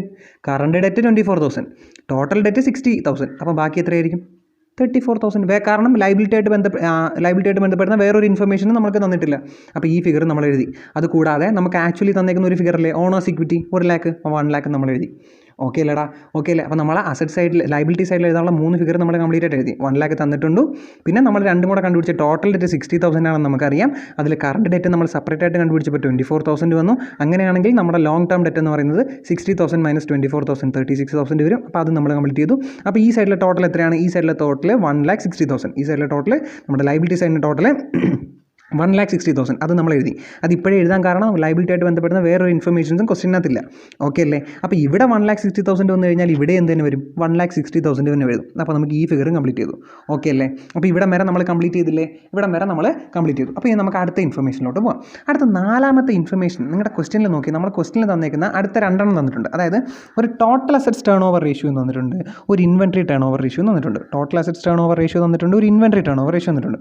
അത് രണ്ടിലും നമ്മുടെ ടേൺ ഓവർ ഉണ്ടല്ലേ? നമുക്ക് നോക്കാം. Total assets turn over ratio എന്ന് പറയുന്നത് 2 times, inventory turn over ratio എന്ന് പറയുന്നത് 8 times. ഇതിൻ്റെ അർത്ഥം എന്താണ്? അതായത് ടോട്ടൽ അസറ്റ്സ് ടേൺ ഓവറിൻ്റെ 2 times ആണ്, ഇൻവെൻട്രി ടേൺ ഓവറിൻ്റെ എത്ര ടൈംസ് ആണ്? 8 times ആണ്. ഓക്കെ അല്ലേടാ? അതിൻ്റെ അർത്ഥം ഇപ്പോൾ നമ്മുടെ ടേൺ ഓവർ 1 ആണെങ്കിൽ ടോട്ടൽ അസറ്റ് 2 ആയിരിക്കും. ടേൺ ഓവർ 1 ആണെങ്കിൽ ടോട്ടൽ അസറ്റ് 2 ആയിരിക്കും, നമ്മുടെ ഇൻവെൻട്രി 8 ആയിരിക്കും. അതാണ് ഇതിൻ്റെ അർത്ഥം. അപ്പോൾ ഇത് രണ്ടിലും കോമൺ ആയിട്ട് നമുക്ക് ടേൺ ഓവർ ഉണ്ട്. ഇത് രണ്ടിനെയും റിലേറ്റ് ചെയ്യുന്നത് ടേൺ ഓവർ വെച്ചിട്ടാണ്. അപ്പോൾ ഈ ടേൺ ഓവറിനെ നമുക്ക് എലിമിനേറ്റ് ചെയ്തിട്ട് ബാക്കിയുള്ള രണ്ടിനെയും കൂടെ നമുക്ക് ക്ലബ് ചെയ്യാം. അതായത് നമ്മളിപ്പോൾ എഴുതാണ് total assets divided by inventory. Total assets divided by inventory അങ്ങനെയാണെങ്കിൽ 2/8 വരും. കാരണം 2 times 8 times അല്ലടാ, അത് 2/8 എന്ന് വരും. അപ്പോൾ നമ്മൾ total assets divided by inventory എന്ന് എഴുതി കഴിഞ്ഞാൽ 2/8 എന്ന് വരും. 2/8 എന്ന് പറഞ്ഞാൽ 1/4, 1/4 എന്ന് പറഞ്ഞാൽ 0.25, 1/4 എന്ന് പറഞ്ഞാൽ 0.25. ഓക്കെ അല്ലേ? നമ്മുടെ കയ്യിൽ ടോട്ടൽ അസറ്റ് ഉണ്ട്. നമ്മുടെ asset side, liability side balance ചെയ്തപ്പോൾ 1,60,000 തന്നെ കിട്ടി. അത് തന്നെ എവിടെയും വരും, അസറ്റ് സൈഡിലും വരും. അപ്പോൾ നമ്മുടെ ടോട്ടൽ അസറ്റ് എത്ര എഴുതി? 1,60,000 എഴുതി. അപ്പോൾ നോക്കി, ടോട്ടൽ അസറ്റ് ആയിട്ടുള്ള 1,60,000 divided by inventory is equal to 0.25. അപ്പോൾ നേരത്തെ പറഞ്ഞ അതേപോലെ അല്ലേ വന്നത്? അതായത് നമ്മുടെ മുകളിലത്തെ സാധനമുണ്ട്, ഈക്വൽ ടു എത്രയാണെന്നുണ്ട്, ഇൻവെൻട്രി കണ്ടുപിടിക്കണം. എങ്ങനെ കണ്ടുപിടിക്കാൻ പറ്റും? ഈ 1,60,000 ഇൻറ്റു 0.25, 1,60,000 ഇൻറ്റു 0.25, ഇൻവെൻട്രിയും കിട്ടി 40,000 എന്ന്, ഇൻവെൻട്രിയും കിട്ടി 40,000 എന്ന്. അപ്പോൾ നമ്മൾ എഴുതാൻ പോവുകയാണ് അടുത്ത ഇൻവെൻട്രി 40,000.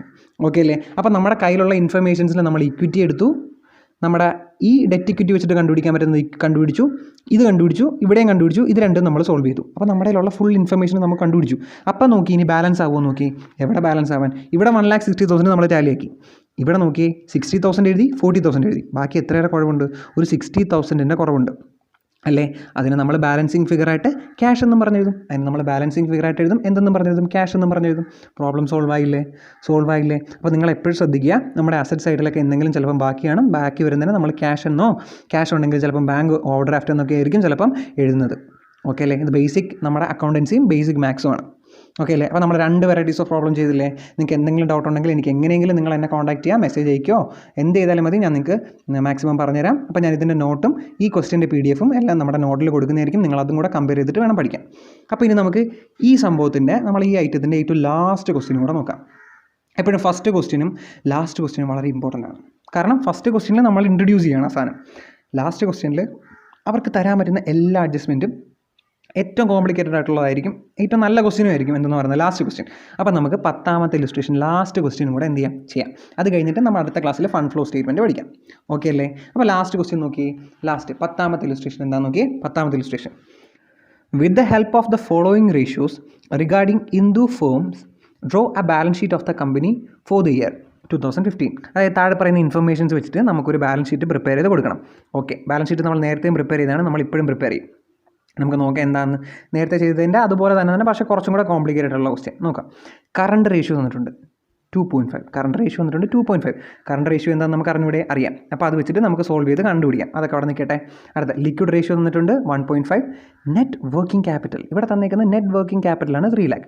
ഇവിടെ തന്നിരിക്കുന്ന ഒരൊറ്റ ഫിഗറേ ഉള്ളൂ 3 lakh എന്ന് പറയുന്നത്. അപ്പോൾ നമ്മൾ ഈ 3 lakh എടുത്തിട്ട് 3 lakh ബന്ധപ്പെടുന്ന ഇക്വേഷനകത്ത് ന്യൂമറേറ്ററിലും ഡിനോമിനേറ്ററിലും എവിടെയെങ്കിലും ഈ വർക്കിംഗ് ക്യാപിറ്റൽ വരുമെന്ന് നോക്കുക.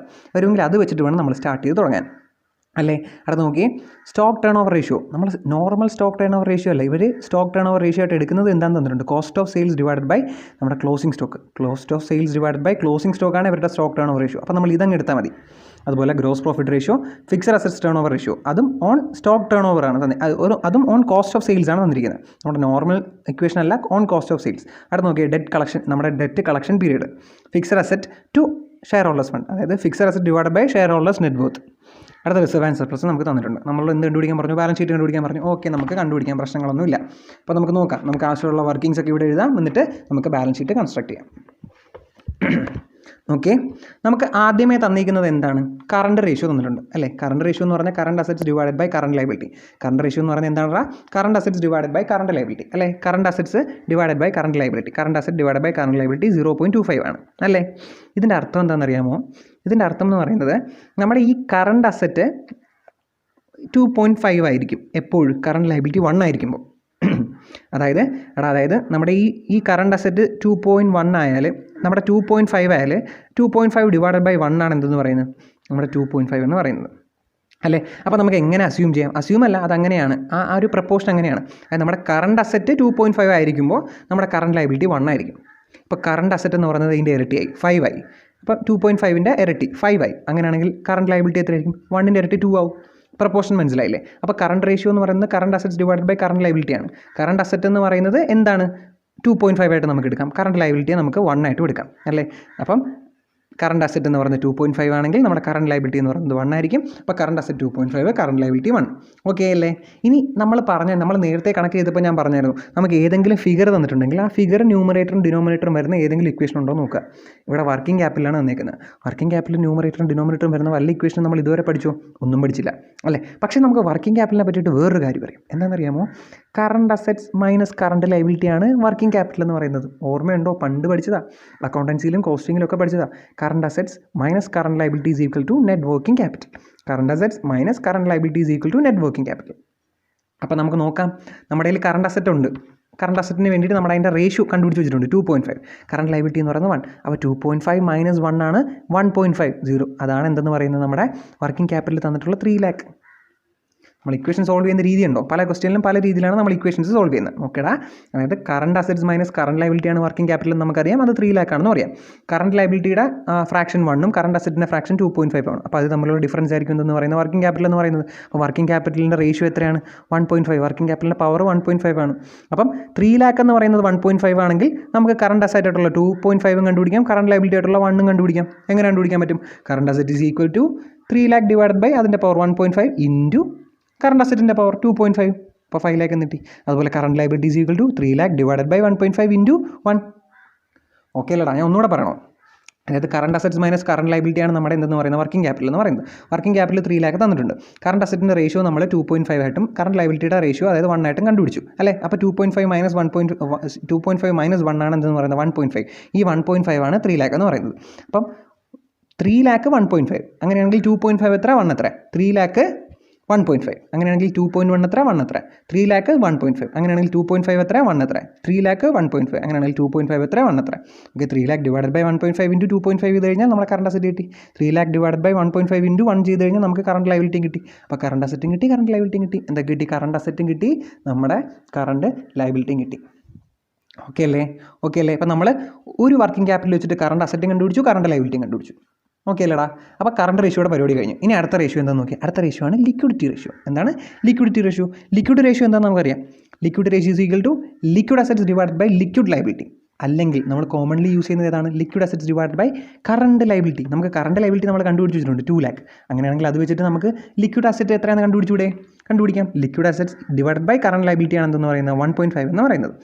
അത് ക്വസ്റ്റനിൽ തന്നേക്കുന്നതാണ് 1.5. അപ്പോൾ നോക്കി, നമ്മുടെ കയ്യിൽ എന്തുണ്ട്? കറണ്ട് ലയബിലിറ്റി ഉണ്ട്. എത്ര കറണ്ട് ലയബിലിറ്റി? 2 lakh. അങ്ങനെയാണെങ്കിൽ ലിക്വിഡ് അസറ്റ് എത്രയായിരിക്കും? 2 lakh × 1.5. നമ്മൾ കഴിഞ്ഞ കണക്കിൽ ചെയ്ത അതേ ഫ്രാക്ഷൻ ഇത് ഞാൻ എക്സ്പ്ലെയിൻ ചെയ്യണോ? നമ്മുടെ ലീസാനം ഉണ്ട്. ഇത് കണ്ടുപിടിക്കണമെങ്കിൽ ഇത് രണ്ടും കൂടെ മൾട്ടിപ്ലൈ ചെയ്താൽ നമുക്ക് കിട്ടി 3 lakh. കറണ്ട് ലിക്വിഡ് ലയബിലിറ്റി കിട്ടി 3 lakh. അപ്പോൾ ലിക്വിഡ് ലയബിലിറ്റിയാണ് 3 lakh. ലിക്വിഡ് അസറ്റാണ് 3 lakh. Liquid 3 lakh. നമ്മുടെ കയ്യിൽ കറണ്ട് അസറ്റ് ഉണ്ട്. എത്ര? 5 lakh. കറണ്ട് അസറ്റ് ഉണ്ട് 5 lakh. അപ്പോൾ കറണ്ട് അസറ്റിൽ നിന്ന് സ്റ്റോക്കും നമ്മുടെ പ്രീപെയ്ഡ് എക്സ്പെൻസും കുറയ്ക്കുന്നതാണ് ലിക്വിഡ് അസറ്റ് അല്ലേ? അപ്പോൾ നമുക്ക് ഇത് രണ്ടും വെച്ചിട്ട് സ്റ്റോക്കും പ്രീപെയ്ഡ് എക്സ്പെൻസ് ഉണ്ടെങ്കിൽ അത് കണ്ടുപിടിച്ചൂടെ? ഇവിടെ പ്രീപെയ്ഡ് എക്സ്പെൻസിനെ പറ്റിയിട്ട് ക്വസ്റ്റ്യനിൽ ഒന്നും പറയുന്നില്ല. നമുക്ക് സ്റ്റോക്ക് മാത്രമേ ഉള്ളെന്ന് അസ്യൂം ചെയ്യാം. പ്രീപെയ്ഡ് എക്സ്പെൻസിനെ പറ്റിയിട്ട് ഒന്നും പറയുന്നില്ല. അതുകൊണ്ട് നമ്മൾ പ്രീപെയ്ഡ് എക്സ്പെൻസിനെ വിട്ടു. നമ്മൾ സ്റ്റോക്ക് മാത്രമേ ഉള്ളെന്ന് അസ്യൂം ചെയ്യാം. അപ്പോൾ നമ്മൾ പറയാം liquid asset is equal to current asset minus stock and prepaid expense അല്ലേ? ഇവിടെ പ്രീപെയ്ഡ് എക്സ്പെൻസ് ഇല്ലാത്തതുകൊണ്ട് നമ്മൾ അതിനെ വിട്ടു. സ്റ്റോക്ക് മാത്രമേ ഉള്ളെന്ന് അസ്യൂം ചെയ്തു. അപ്പോൾ എന്ത് ചെയ്തു? 3 lakh is equal to 5 lakh minus stock. അപ്പോൾ stock is equal to 2 lakh. 5 lakh minus 3 lakh. അപ്പോൾ നമുക്ക് സ്റ്റോക്കും കിട്ടി. എത്ര എന്ന് പറയുന്നത്? 2 lakh കിട്ടി. ഓക്കെ അല്ലടാ. അപ്പോൾ നമ്മൾ ആദ്യത്തെ 2 ഇക്വേഷൻ വെച്ചിട്ട് കുറേ സാധനങ്ങൾ കണ്ടുപിടിച്ചില്ലേ? ഇനി നമുക്ക് അടുത്ത ഇക്വേഷൻ എന്താ നോക്കാം. അടുത്ത ഇക്വേഷൻ തന്നിരിക്കുന്നത് സ്റ്റോക്ക് ടേൺ ഓവർ റേഷ്യോ ആണ്. എന്താ തന്നിരിക്കുന്നത്? Stock turn over ratio. പക്ഷേ നമ്മൾ സാധാരണ നോർമലി എഴുതുന്ന സ്റ്റോക്ക് ടേൺ ഓവർ റേഷ്യോ അല്ല ഇവിടെ എടുത്തിരിക്കുന്നത്. ഇവർ പറഞ്ഞിരിക്കുന്ന സ്റ്റോക്ക് ടേൺ ഓവർ റേഷ്യോ എന്ന് പറയുന്നത് cost of sales divided by എന്താണ്? Cost of sales divided by closing stock ആണെന്ന് അവർ തന്നെ തന്നിട്ടുണ്ട്. Cost of sales divided by closing stock ആണ് 6. ക്ലോസിംഗ് സ്റ്റോക്ക് അതായത് സ്റ്റോക്ക് നമ്മൾ കണ്ടുപിടിച്ചു. എത്ര? ഇപ്പം കണ്ടുപിടിച്ചോളൂ 2 lakh. അപ്പോൾ കോസ്റ്റ് ഓഫ് സെയിൽസ് കണ്ടുപിടിച്ചൂടെ? എങ്ങനെ? Cost of sales divided by 2 lakh is equal to 6 lakh. അപ്പോൾ മുകളിൽ കിട്ടണമെങ്കിൽ ഇത് രണ്ടും കൂടെ മൾട്ടിപ്ലൈ ചെയ്താൽ മതി. 2 lakh × 6 12 lakh ആണ് എന്തെന്ന് പറയുന്നത്? കോസ്റ്റ് ഓഫ് സെയിൽസ് എന്ന് പറയുന്നത് 12 lakh ആണ് കോസ്റ്റ് ഓഫ് സെയിൽസ്. ഓക്കെ അല്ലേ? അപ്പോൾ ഇനി നമുക്ക് അടുത്ത സാധനം കണ്ടുപിടിക്കാം. അടുത്ത സാധനം എന്താണെന്ന് നോക്കി. അടുത്ത തന്നിരിക്കുന്നത് ഗ്രോസ് പ്രോഫിറ്റ് റേഷ്യോ. അടുത്ത തന്നിരിക്കുന്നതാണ് gross profit ratio. Gross profit റേഷ്യോയുടെ ഇക്വേഷൻ എന്താണ്? Gross profit divide by net sales into 100. അപ്പോൾ gross profit divide by net sales into 100. നമുക്ക് ഗ്രോസ് പ്രോഫിറ്റും ഇല്ല നെറ്റ് സെയിൽസും ഇല്ല. ആൻസർ മാത്രമുണ്ട്. പക്ഷേ നമ്മുടെ കയ്യിൽ എന്തുണ്ട്? കോസ്റ്റ് ഓഫ് സെയിൽസ് ഉണ്ട്. ഈ കോസ്റ്റ് ഓഫ് സെയിൽസിൻ്റെ കൂടെ പ്രോഫിറ്റും കൂടെ ആഡ് ചെയ്യുന്നതല്ലേ എന്തെന്ന് പറയുന്നത്? നമ്മുടെ കോസ്റ്റ് ഓഫ് സെയിൽസിൻ്റെ കൂടെ പ്രോഫിറ്റും കൂടെ ആഡ് ചെയ്യുന്നതാണ് എന്തെന്ന് പറയുന്നത്? ഗ്രോസ് പ്രോഫിറ്റ് എന്ന് പറയുന്നത്. അതായത് സെയിൽ ചെയ്യാൻ വേണ്ടിയിട്ടുള്ള കോസ്റ്റ് അതിൻ്റെ കൂടെ ഒരു പ്രോഫിറ്റും കൂടെ ആഡ് ചെയ്യുന്നത്, ഗ്രോസ് പ്രോഫിറ്റും കൂടെ ആഡ് ചെയ്യുന്നതാണ് എന്തെന്ന് പറയുന്നത്? നെറ്റ് സെയിൽസ് എന്ന് പറയുന്നത് അല്ലേ? നമ്മുടെ കോസ്റ്റ് ഓഫ് സെയിൽസ് ഉണ്ട്. എത്രയെന്ന് പറയുന്നത്? 12 lakh ഉണ്ട്. അതുപോലെ സെയിൽസിൻ്റെ 20%. സെയിൽസ് നമ്മുടെ കയ്യിൽ എത്രയാണെന്നില്ല. സെയിൽസിൻ്റെ 20%. അതായത് ടോട്ടൽ സെയിൽസിൻ്റെ 20%. അതവർ തന്നിട്ടുള്ളതാണ് 20% ആണ് ഗ്രോസ് പ്രോഫിറ്റ് റേഷ്യോ എന്ന്. അപ്പം സെയിൽസിൻ്റെ 20%. ഓക്കെ അല്ലേ? അപ്പോൾ നമുക്ക് എന്ത് ചെയ്യാം? ടോട്ടൽ സെയിൽസിനെ എക്സാക്ട് അസ്യൂം ചെയ്യാം. എല്ലാവർക്കും ഒരു പഠിക്കുന്ന ദേഷ്യം വരുന്ന സാധനമാണ് ഈ എക്സ് എന്ന് പറയുന്നത്. പക്ഷേ വളരെ സിമ്പിളാണ്, ഇൻട്രസ്റ്റിംഗ് ആണ്. ഈ അൽഗോരിതവും വേരിയബിൾസും ഒക്കെ വളരെ ഇൻട്രസ്റ്റിംഗ് ആണ്. നല്ല സംഭവം. കാണാതെ പഠിക്കാനൊന്നുമില്ല, മനസ്സിലാക്കി മാത്രം വെച്ചാൽ മതി. അപ്പോൾ നോക്കി, നമ്മൾ ടോട്ടൽ സെയിൽസിനെ എക്സാക്ട് അസ്യൂം ചെയ്തു. അതായത് net sales is equal to x. അപ്പോൾ x is equal to cost plus gross profit എന്നല്ലേ? അപ്പോൾ കോസ്റ്റ് എഴുതി 12 lakh പ്ലസ് സെയിൽസിൻ്റെ 20%. അപ്പോൾ സെയിൽസ് എന്ന് പറഞ്ഞാൽ എക്സ് ആണ്. എക്സിൻ്റെ 20% എന്ന് പറഞ്ഞാൽ എക്സ് ഇൻറ്റു 20%. എക്സിൻ്റെ 20% നമുക്ക് എങ്ങനെ എഴുതാം? 0.2x എന്ന് എഴുതിക്കൂടെ? 0.2x എന്ന് എഴുതിക്കൂടെ? അപ്പോൾ ഇവിടെ ഒരു എക്സ് ഉണ്ട്, ഇവിടെ ഒരു 0.2x ഉണ്ട്. ഈ 0.2x ഇവിടെ പ്ലസ് ചെയ്തിരിക്കുമല്ലേ? അതിനെ നമ്മൾ ഇങ്ങോട്ട് നേരെ കൊണ്ടുവരുമ്പോൾ മൈനസ് ചെയ്യണം. അപ്പം ഇവിടെ വെറും എക്സ് എന്ന് പറഞ്ഞാൽ അതിൻ്റെ അർത്ഥം 1x എന്നാണ്. വെറും എക്സ് എന്ന് പറഞ്ഞതിൻ്റെ അർത്ഥം 1x. അപ്പോൾ 1xൽ നിന്നും 0.2x കുറച്ച് കഴിഞ്ഞാൽ നമുക്ക് എത്ര കിട്ടും? 0.8x കിട്ടും. കൺഫ്യൂഷൻ ആയോ? ഒന്നുകൂടെ പറയാം. എക്സ് എന്ന് പറഞ്ഞാൽ അതിൻ്റെ അർത്ഥം 1x. അല്ലേ? ഇവിടെ എന്തുണ്ട്? ഒരു 0.2x നമ്മൾ ആഡ് ചെയ്തിട്ടുണ്ട്. ഈ ആഡ് ചെയ്തൊരു നമ്പറിനെ നമ്മൾ ഇങ്ങോട്ട് കൊണ്ടുവന്നാൽ എന്ത് ചെയ്യും? സബ്സ്ട്രാക്ട് ചെയ്യണം. ആഡ് ചെയ്യുന്നതിനെ ഈക്വൽ ടു ഇപ്പുറത്തോട്ട് കൊണ്ടുവന്നാൽ സബ്സ്ട്രാക്ട് ചെയ്യണ്ടേ? അപ്പോൾ എക്സ് എന്ന് പറഞ്ഞാൽ 1x മൈനസ് 0.2x ആവും. 1x മൈനസ് 0.2x എന്ന് പറഞ്ഞതിൻ്റെ അർത്ഥം 0.8x. ഓക്കെ അല്ലേടാ? അപ്പോൾ 0.8x is equal to 12 lakh. X is equal to 12 lakh. ഈ സാധനം നമ്മളിവിടെ മൾട്ടിപ്ലൈ ചെയ്തേക്കുന്ന സാധനത്തിന് ഇങ്ങോട്ട് കൊണ്ടുവരുമ്പോൾ ഡിവൈഡ് ആവും. 0.8xന് ഇങ്ങോട്ട് ഇവിടെ മൾട്ടിപ്ലൈ ചെയ്യില്ലേടാ? 8 ഇൻറ്റു എക്സ് എന്നല്ലേ? അപ്പോൾ നമ്മൾ ഈ 0.8നെ ഇപ്പുറത്ത് കൊണ്ടുവരുമ്പോൾ മൾട്ടിപ്ലൈ ചെയ്യണം. അപ്പോൾ നമ്മൾ x is equal to 12 lakh divided by 0.8 is equal to 15 lakh. 15 lakh ആണ് നമ്മുടെ ടോട്ടൽ സെയിൽസ്. അപ്പോൾ നമ്മുടെ ഇൻഫർമേഷൻസ് എല്ലാം ആയി. ടോട്ടൽ സെയിൽസ് നമ്മൾ നെറ്റ് സെയിൽസ് നമ്മൾ കണ്ടുപിടിച്ച് 15 lakh. ഗ്രോസ് പ്രോഫിറ്റ് റേഷ്യോ എത്രയുണ്ട്? 20%. അങ്ങനെയാണെങ്കിൽ നമുക്ക് എന്ത് കണ്ടുപിടിക്കാം? ഗ്രോസ് പ്രോഫിറ്റ് കണ്ടുപിടിക്കാം. 15 lakhൻ്റെ 20%. അതായത് 3 lakh ആയിരിക്കും ഗ്രോസ് പ്രോഫിറ്റ് എന്ന് പറയുന്നത്. ഓക്കെ അല്ലേ? 3 lakh ആയിരിക്കും ഗ്രോസ് പ്രോഫിറ്റ് എന്ന് പറയുന്നത്. ഓക്കെ അല്ലേ? അപ്പോൾ നമ്മൾ ആദ്യത്തെ എത്ര എണ്ണം കംപ്ലീറ്റ് ചെയ്തു? ലിക്വിഡിറ്റി റേഷ്യോ കംപ്ലീറ്റ് ചെയ്തു, കറണ്ട് റേഷ്യോ കംപ്ലീറ്റ് ചെയ്തു, നെറ്റ് വർക്കിംഗ് ക്യാപിറ്റൽ യൂസ് ചെയ്തു, അടുത്ത സ്റ്റോക്ക് ടേൺ ഓവർ റേഷ്യോ കണ്ടുപിടിച്ചു, ഗ്രോസ് പ്രോഫിറ്റ് റേഷ്യോ കണ്ടുപിടിച്ചു. അടുത്ത നോക്കി, അടുത്ത എന്താണ്? Fixed assets turn over ratio. നമുക്ക് നോക്കാം. Fixed assets turn over ratio അത് അവർ തന്നിട്ടുണ്ട്. ഓൺ എന്താണെന്ന് പറഞ്ഞിട്ടുണ്ട്, ഓൺ കോസ്റ്റ് ഓഫ് സെയിൽസ് ആണെന്ന് തന്നിട്ടുണ്ട്. അതായത് cost of sales divided by net fixed asset ആണെന്ന് നമുക്ക് മനസ്സിലാക്കാം. കോസ്റ്റ് ഓഫ് സെയിൽസ് ആണെന്ന് അവർ തന്നെ എടുത്ത് പറഞ്ഞിട്ടുണ്ട്. അപ്പോൾ നമ്മുടെ കയ്യിലുള്ള ഇക്വേഷൻ നമ്മൾ കൺസ്റ്റിറ്റ്യൂട്ട് ചെയ്യേണ്ട, അവർ തന്നേക്കുന്നത് തന്നെ ഇടണം. അപ്പോൾ cost of sales divided by net fixed asset is equal to 2 അല്ലേ. നമ്മുടെ കോസ്റ്റ് ഓഫ് സെയിൽസ് നമ്മൾ കണ്ടുപിടിച്ചല്ലേ, 12 lakh ആണ് cost of sales. Cost of sales ആണ്, ടോട്ടൽ സെയിൽസ് അല്ല, cost of sales divided by net fixed asset ആണെന്ന് പറയുന്നത് 2. അപ്പോൾ നമുക്ക് നെറ്റ് ഫിക്സഡ് അസറ്റ് കിട്ടും 12 lakh ഡിവൈഡഡ് ബൈ 2, 6 lakh. നമ്മൾ നേരത്തെ ചെയ്ത സെയിം ഫ്രാക്ഷൻ ഞാൻ എക്സ്പ്ലെയിൻ ചെയ്യണോ? വേണ്ടല്ലോ. ഇനി അടുത്ത നോക്കിയേ, ഡെറ്റ് കളക്ഷൻ പീരീഡ് 2 months ആണെന്ന് തന്നിട്ടുണ്ട്. അപ്പോൾ 2 മാസമാണ് ഡെറ്റേഴ്സിൻ്റെ കയ്യിൽ നിന്ന് നമ്മൾ ക്യാഷ് കളക്ട് ചെയ്യുന്നത്. 2 മാസത്തിലാണ് നമ്മൾ ഡെറ്റേഴ്സിൻ്റെ കയ്യിൽ നിന്ന് ക്യാഷ് കളക്ട് ചെയ്യുന്നത്. അപ്പം ഡെറ്റ് കളക്ഷൻ പീരീഡിൻ്റെ ഇക്വേഷൻ എന്തായിരുന്നു ഓർമ്മയുണ്ടോ? അതായത് month in an year divided by debtors turn over ratio. Month in an year divided by debtors turn over ratio.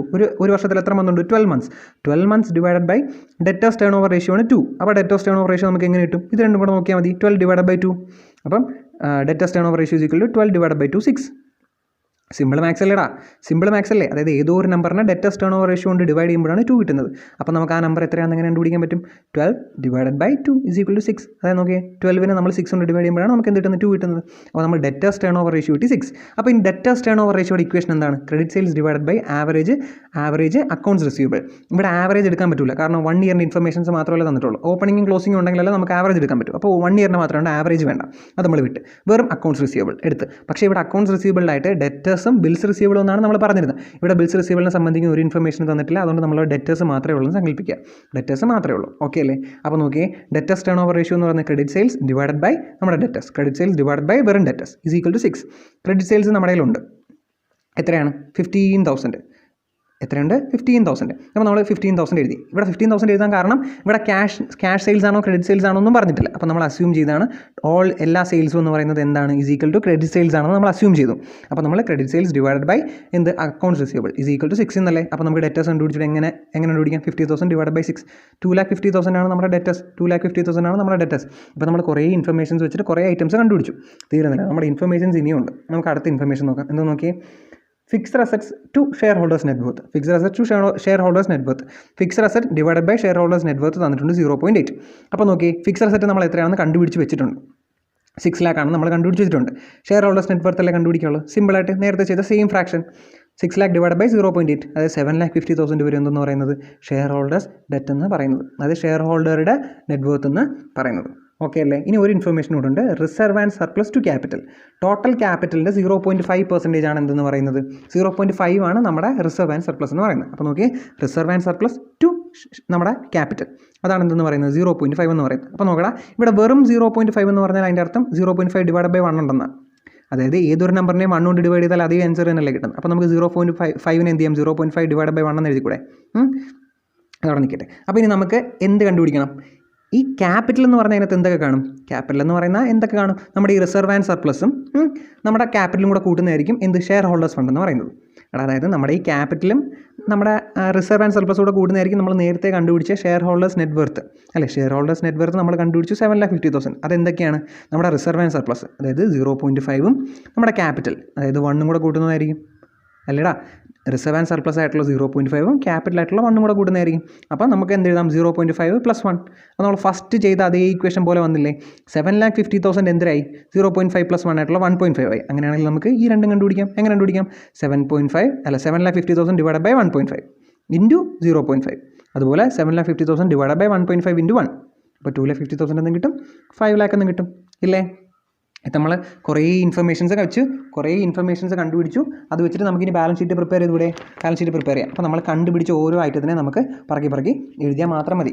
കണ്ടുപിടിച്ച ഓരോ ഐറ്റത്തിനെ പറക്കി എഴുതാം. അപ്പോൾ നമുക്ക് അവസാനത്തിൽ നിന്ന് തന്നെ തുടങ്ങാം. നോക്കി, ക്യാപിറ്റൽ എത്രയാണെന്ന് കണ്ടുപിടിച്ചു? 5 lakh. ക്യാപിറ്റൽ എത്രയാണെന്ന് കണ്ടുപിടിച്ചു? 5 lakh. അപ്പോൾ നമ്മൾ നേരെ നമ്മുടെ ബാലൻസ് ഷീറ്റ് എടുത്തു.